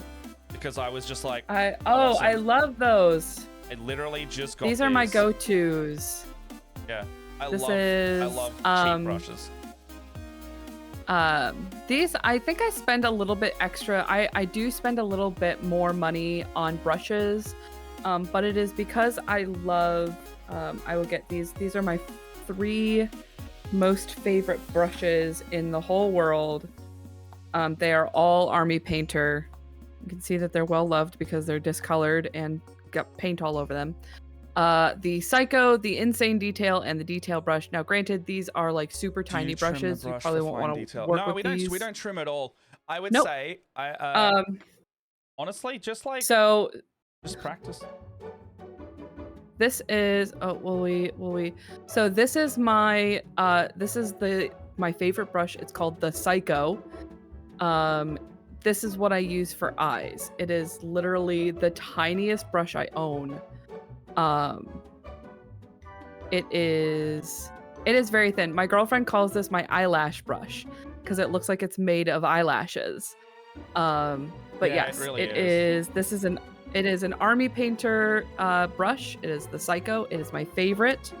The next one up from that is the Insane Detail. So it's a little bit bigger. I also use this for skin tones and when I'm painting around eyes. Or if I'm doing like tattoos or anything like that. I didn't start using these until like I had mentioned before.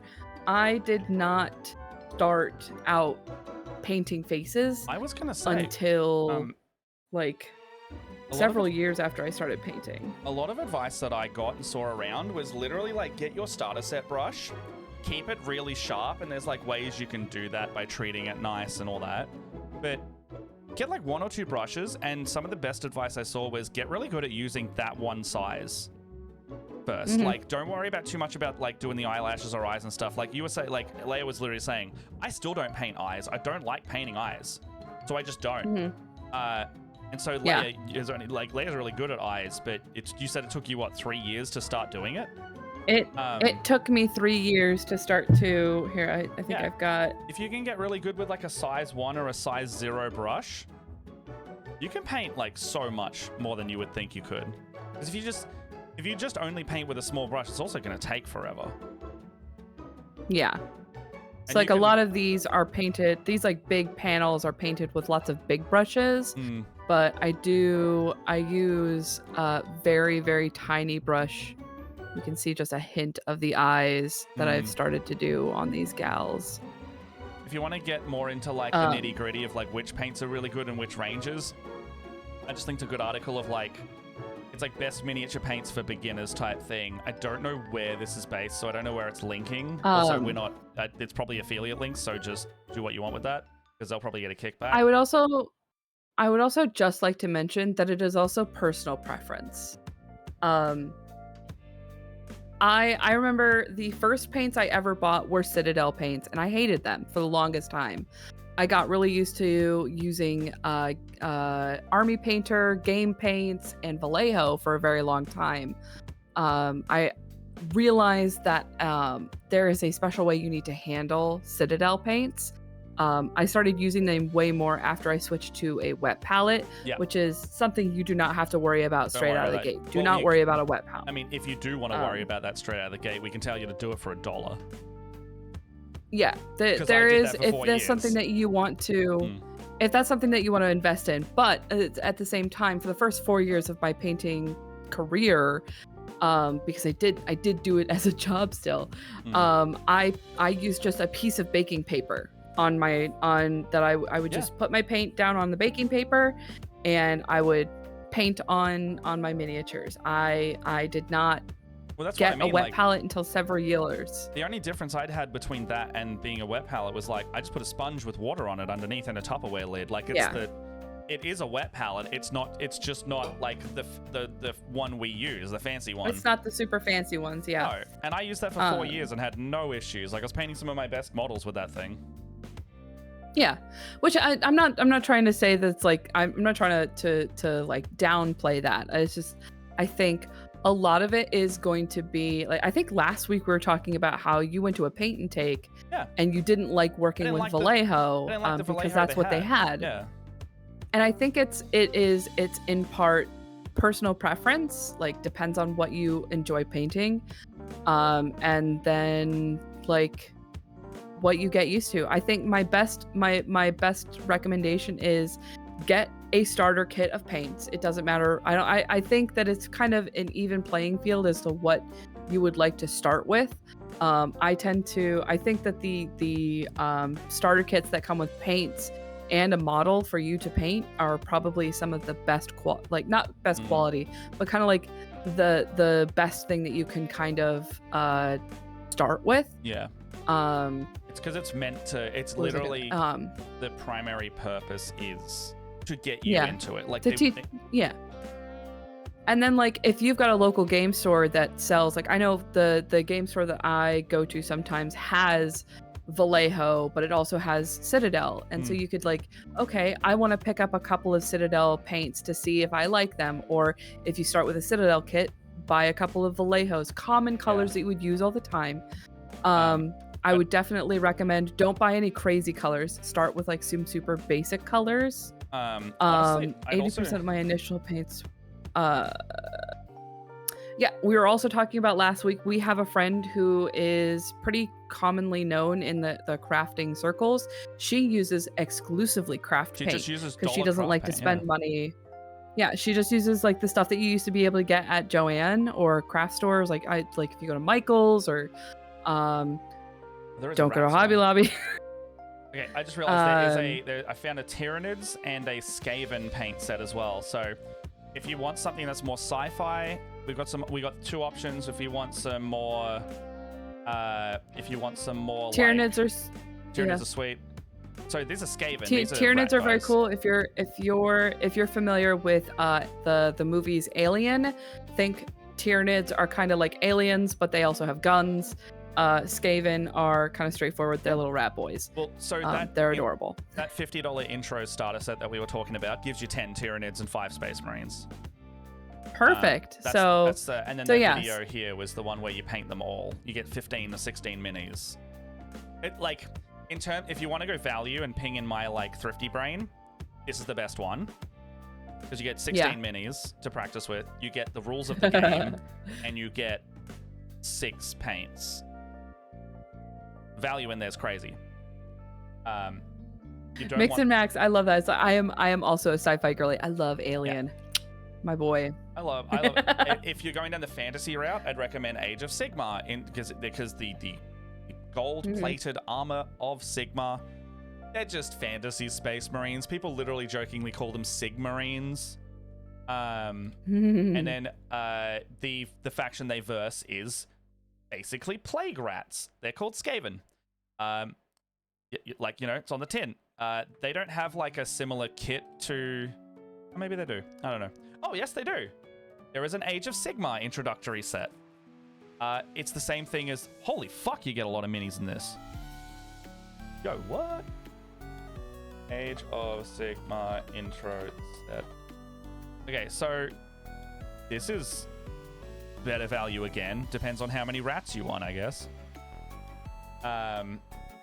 But where's the box for this thing? So you get 6 paints in this, dice, brush. Friggin' rats comes in this. Jesus. All the rat boys. So the rats are great. I just did not expect it. Okay, so what do you get? God damn, you get, holy shit, you get 25 minis in this kit.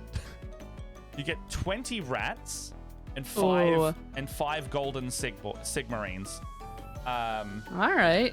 So you get 5 of these, and you get 20 How rats. much is that one? $90. 55 US, roughly. Oh, 55 US? Yeah. That's a fucking steal. That's 25 rats and 5. That's a steal. If you're looking for more fantasy aligned stuff, that is by and large the best value for. If that is minis on the table, that is not just like you don't get more paints, you just get specifically more minis. Let me find it. But that's more practice. That's how I'm thinking that's that the point in its favor. So look up Warhammer Age of Sigmar introductory set. The same one is the Warhammer 40,000 introductory set. That's the one that we had here with the Space Marines and Tyranids. The Tyranids. So if you want the fantasy version that has really good value, get the Sigmar one. If you want the sci-fi, both of them, they'll let you learn how to play the game as well. They are very different games.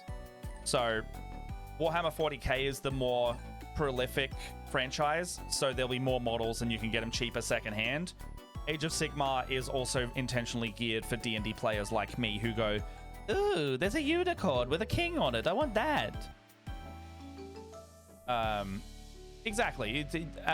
Keep in mind with all of this, they have the basic rule set of all of these games for free on the website. So if you are just interested in minis and painting, you don't have to worry about getting the best deal to learn the game. Just get the minis and the paints and find the value there. Yeah. Exactly. That's what I did. Is I just started because like, so funny story is when Matt and I decided we wanted to do this show, Matt was very much the Warhammer painter and I was exclusively fantasy. I painted only for my D&D games. And then I decided for funsies, I'm going to buy one of these little space nuns. That should be super cool to do. And I've always kind of liked the style of them and seen them in the local game store. So I think I want to paint one. Yeah. And now I have a whole army. Yay. I don't play. Yay. I've played less than 10 times. I have played this game less than 10 times. We play on I learned Simulator. the rules just to play with this asshole here. I'm not an asshole. I'm having fun with my friend. I am an asshole. I've spent so much money on Warhammer because of you. I merely opened the have a little bit of heroin door this and is you your fell through fault. it, motherfucker. This is your fault. Do not think that I don't revel in corrupting people into this hobby. You don't know me at all. Oh, look at you can't look at see you see this cube right here? This cube right here? That's full of minis that haven't been painted yet because I keep buying them and then they end up like this. They tell you to keep buying nothing. This is your fault. Look, I will take a responsibility up until a little bit, and then I will take the rest of responsibility, but be belligerent about it because you keep making the choice. You make an informed choice every time. You come out, you're like, hey, I am Leia. making an informed choice. Hey, Matt, I'm the one who built. My boyfriend bought a bunch of Deathcore of Krieg, and I bought them, and I went, "That's pretty cool. You can paint them on stream." You're like, "Maybe," and then you do. Actually, I bought the Deathcore of Krieg for my husband, And then I was. He keeps being like, he's like, I think I'm gonna build my Krieg, and I was like, no, you fucking aren't.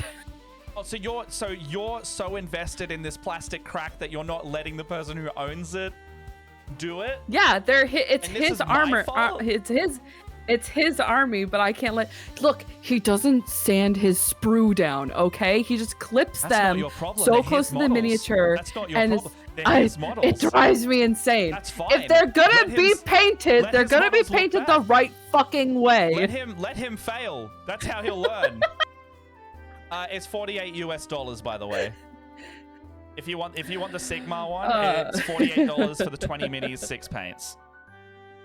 If you like, so 40K welcome to better, our don't get friendship. that. For those of those of you who are just joining us, thank you for joining us.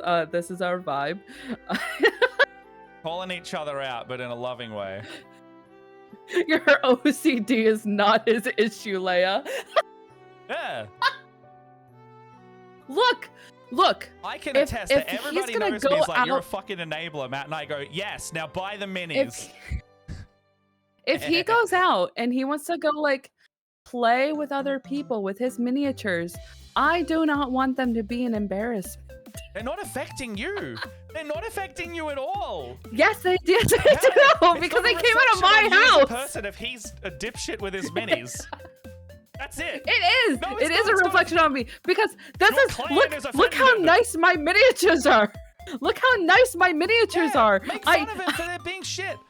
If he's being belligerent and not doing it, and you're like, look at my minis, and I said, he's like, why doesn't mine look like that? You'd be like, because you treat him bad, and he'll be like, maybe I won't do that anymore. Am I wrong? Am I wrong? I don't think I'm wrong. I'm shouting. There are probably people sleeping.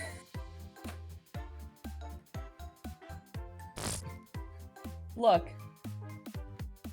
I don't enjoy the fact that you have a point. Yes, Why do you not enjoy I probably the fact should that I'm let him right paint and his I own can be smug miniatures. about it as well? I should probably let him paint his own miniatures, but I don't. Sometimes, because here's the thing.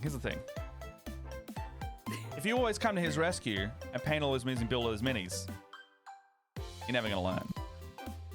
The Never problem gonna is he wants to just get it done. It's That's not that fine. he cares. That's fine. He just wants to get it. That's Yeah, fine. but the half the army is already painted. So, What if he goes in and he's gonna muck it all up? it's not your problem.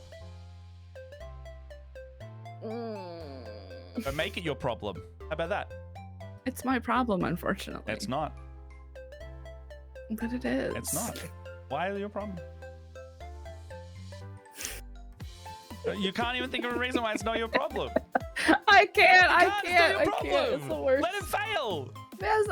I say this in the most loving way possible. Fuck him. Let him fail. If you want them to learn, you make them sit in the mud with their shitty decision. And then they'll be like, whoa, whoa. And you go like, yeah, we'll climb the ladder, bitch. Last thing you need is someone mucking up your army. Yeah. Oh, I don't know. my You've got army your own is army, fucking and it looks immaculate. amazing. They're fucking amazing. I can't wait to finish these guys. You don't learn if you keep fixing it. I Chat's on my side, I'm just saying.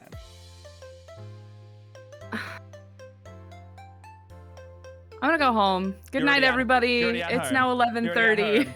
You're It's already at home. 11:30. I'm so tired. Do you do the bases glue Santa grass or anything? In these paint kits, so the one that I've got on screen now, it doesn't. Don't worry about that until you've painted some minis, honestly. It's fine. Yeah.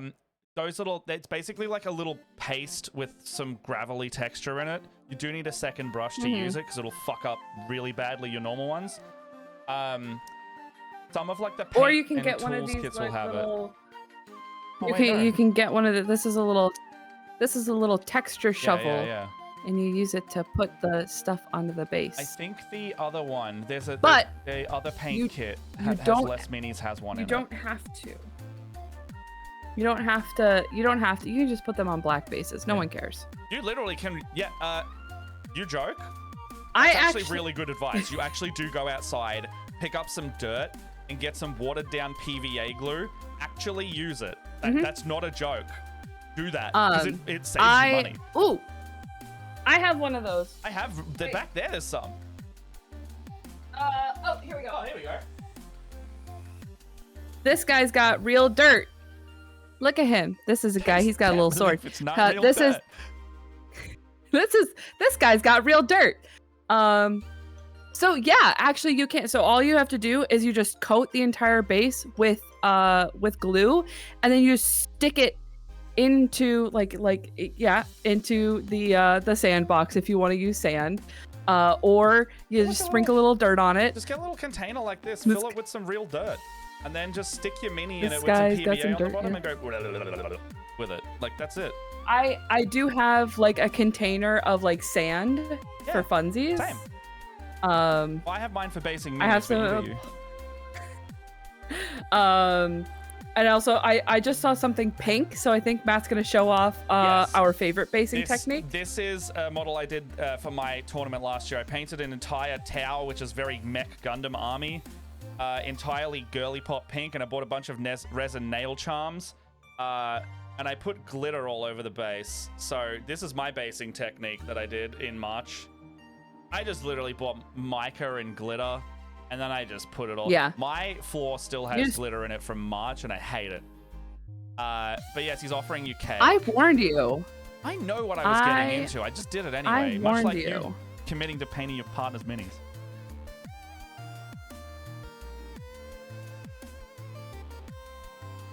Signing off. Sorry. Oh my god, where'd they went? Hold on, I can fix this. I can fix this. Hold on. Alright, sweet. It's Matt time now, baby. Leia's gone. They're out of here. It's me all the way. Alright, hold on. It's a good bit. It's a good bit. Love that bit. It doesn't fuck up too much as long as we don't both leave the call. We both left the call, we're in trouble. Oh gosh. Yeah. Look, if we're very clearly biased towards the Warhammer of it all, because we acknowledge that as much as it is expensive and annoying to have to continue putting money into it, their starter stuff Looks is so genuinely cool when it's done. Yeah, their starter stuff is genuinely good value. Like, you can get away with like $50 and 20 minis. That's really good. And it gets you started, and then you can, like, my main advice would be literally go on Facebook, like buy, swap, and sell pages or Marketplace. People have so many unfinished projects that they want to just get rid of, and it's all 50% off or something like that, you know? They then look you can so choose, cool you're when like, they're done. hey, I want to put a wash on something. Hey, I want to put a little texture paste on it. Just do that next. Finish these, and then do that.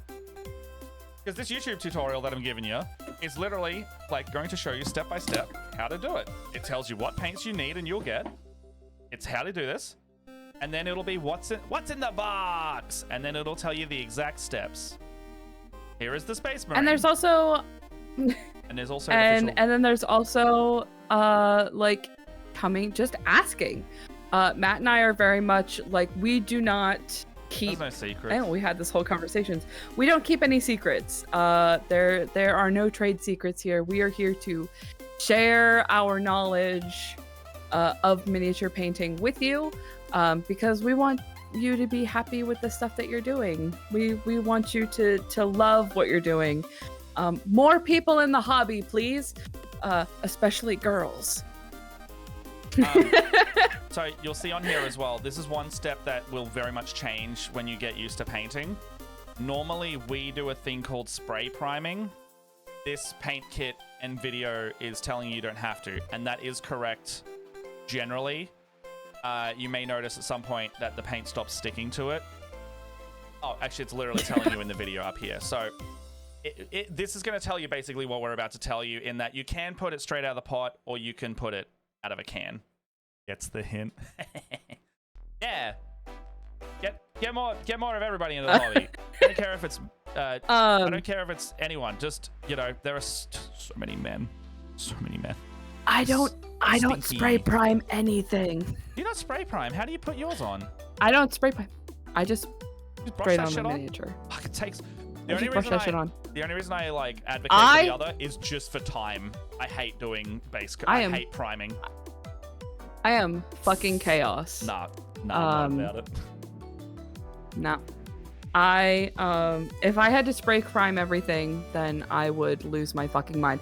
I had to, not to bring this up again, I spray primed Alex's Astra Militarum guys, and I thought I was gonna lose my fucking mind. Really? I hated it. I fucking hated it. Is it because you're And then I doing had them to slap individually, chop or do you- everything. And I also fucking no, I laid them all out on the table and I did them all together. Okay, yeah, because I have the Yeah. painting handle with like the rotator thing Awful. on it. I love it. I love Awful. spray prime. Oh man, I'm spray prime every day. See, this is a Oh, I use reference. yeah, exactly.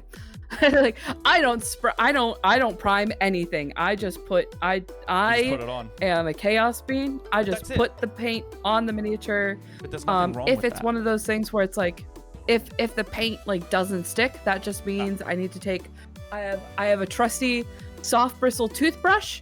I take it to the bathroom with a little bit of soap, and I just give it a little clean, and then when I go to paint it, it takes paint. The other thing, Easy as that. The other thing with this, you see that they've got that brush there. If you're just like doing the put all the blue or put all the black on that mini, save your time. Don't use that brush.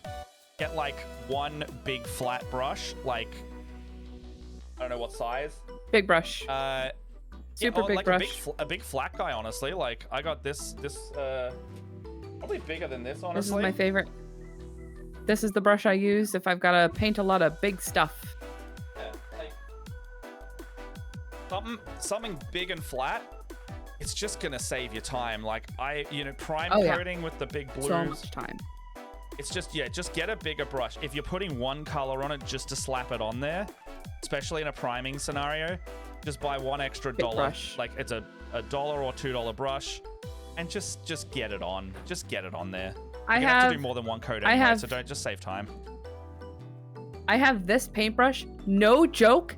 I have had this big paintbrush since I was in high school. Shit. Pretty good. I am a millennial. Do you do the math?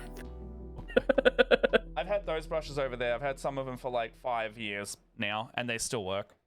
This is a number 8 brush. It is this brush is from back when I used to be a what do you call it? Traditional artist. You still are a traditional artist. We are doing a traditional medium.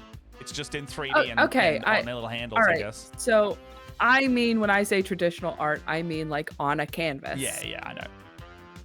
I should do more of that.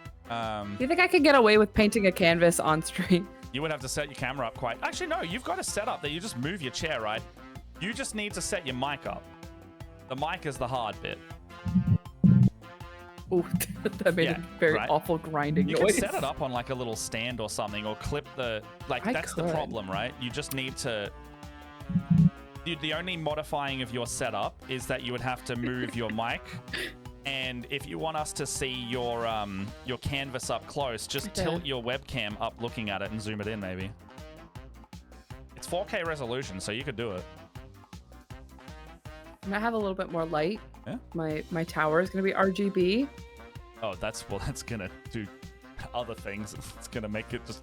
I actually can't see my tower at all. Mine is literally, it's just paint rack. I have this whole oh my gosh, I can't wait. Matt keeps, or my partner keeps asking me about this, like when I'm gonna paint this. Once we are out of the ungodly hot mania that is the summer, I'm gonna prime these and I'm gonna paint them on stream because they're like really cool back sets, and that's what I'm gonna put my Sisters of Battle on. Nice. Is this like cool? I was just looking at it's your like a setup, little by the way. dungeon. I can't fathom how you do it. how close What do you everything mean? is to What are the you talking about? table. I bump that shit all the time. No, sorry. But you know that photo you sent of your setup earlier? It's like I can't. No, no, like Okay. your So lap- this where is your, where. where your mic is. Yeah. Sorry, where your camera is, the mini one. Yeah. Uh-huh. How tall is that? That looks like it's like so close to the table. Hold on. I have this. Ah! I can't pick up my. Oh, it's because the mixer was. Ooh. It's 11.5 inches off the table. Oh, it's not terrible. Yeah, okay. This many inches. I suppose on camera it looks different. Like mine's probably like I also maybe I also took the almost- picture like up here, Yeah, you're right. So so I could about see 12 inches. so I could see over everything. I'd say my camera's then about 1.5 feet off the table. That's actually heaps. I didn't realize it was that much. This photo makes it look way smaller. Well, it's because I had to take it up so I could get the picture of yeah. your head. Yeah. Or the top of your head. Yeah, fair enough. Yes, you're so right. Oh my god, it's almost midnight. Yeah, we should get out of here. Look, we got into it. We got into a topic that we're really Oh my liking. gosh. Thanks for asking us about painting stuff. You can clearly see that we love talking about Yeah. it. Okay, so where do we want to head? I can see Evantris is streaming, or we can go to something with more minis and models. I love anything that makes me whip out my tape measure. I have tiny tape measures for playing Warhammer. I don't know where they are right now. Let's go to someone who's recently started. Who's starting just now? Yeah, do that. That was really loud. Can't see anyone who we know in painting. Find somebody new. Yeah, I'm trying to find someone new. Oh, I can see a dude painting Tyranids. Yeah. There's a guy painting Tyranids. There's a guy painting some like specialized Space Marines. There's a dude who looks like he might be like a pro painter doing some Tyranids. They could be a good idea to go and talk to about getting into it as well. Yeah, let's go talk to them. So there's Dolphin Chicken. Mix. There's paintings and stuff. I have these very tiny, they're like tiny tape measures. Oh, they're painting fancy. And they're like they like came on keychains. I don't know where they went. Do we want to go see a fancy Oh wait, I know where they painter, are. or do we want to go see like more of a batch painting person today? Batch painting. Batch painting? All right, let's go over. So their name is Dolphin_Chicken. It says part-time streamer, full-time Dolphin. We have not rated this person, so be nice. They play video games. They do a lot of stuff. They do mix of things. They play some Call of Duty. They do charity stuff. That's a green flag. All right. Look at this tiny. This is what I bought this for Warhammer. Look at this tiny little tape measure. It's so cute and tiny. All right. It looks like hardware store. Looks like over a very quick thing. They seem chill, so let's go over to them. Hey, everybody, be nice. Yeah, be nice. We're rating someone we don't know for the first time, so be nice to them. They are, support all other creators similar sizes. So let's go over there. Let's say hello. Thank you so much for coming. Thanks for asking questions. Also, you can tell we like this. Yeah. Those of you who are new, those of you who have been with us for a while, thank you everybody for joining us. Be nice. We love you guys. Yeah. Tonight. Have a good night. Leia, you may actually be up to see some of this. Lockie, Elliot, Nictacular, and I are going to be screaming at each other intensely while we play the co-op game Peak tonight, if anyone's heard of it. Oh, you mean tomorrow morning when I wake up? Tomorrow. So we're starting at 8 p.m. our time, and I reckon we'll still be going around when you get up. Probably, It's going to be absolute mayhem, because when we sit on a call without something to do, it is also bonky. So come and watch us. Just like, it's also got proximity chat, so when someone falls off a cliff, we're gonna get the like coming from their mic, and I think it's going to be hilarious. So there will be many clips. Oh There'll be my many gosh. laughs. Please come and watch it. That's on in about 6 hours time. No. Yeah, 6 hours Yes. time from now. We'll be 6 coming hours. back on. It's almost 2 o'clock for you. It's almost 2 o'clock for me. Man, that's a lot of my day. All right. Other than that, Leia and I will be back. Times that you normally there? Same time next week. I will not be here because I am going to Gen Con. Okay, So I fair will be enough. gone. For anybody who may be at Gen Con, come check out the D&D play area. I will be with Oh, it's gonna stop. It's gonna stop. We gotta go. the awesome. It's gonna Oh, kick me. bye. It's already going. It's gonna kick me. All right, see you later, everyone. Sorry. Bye.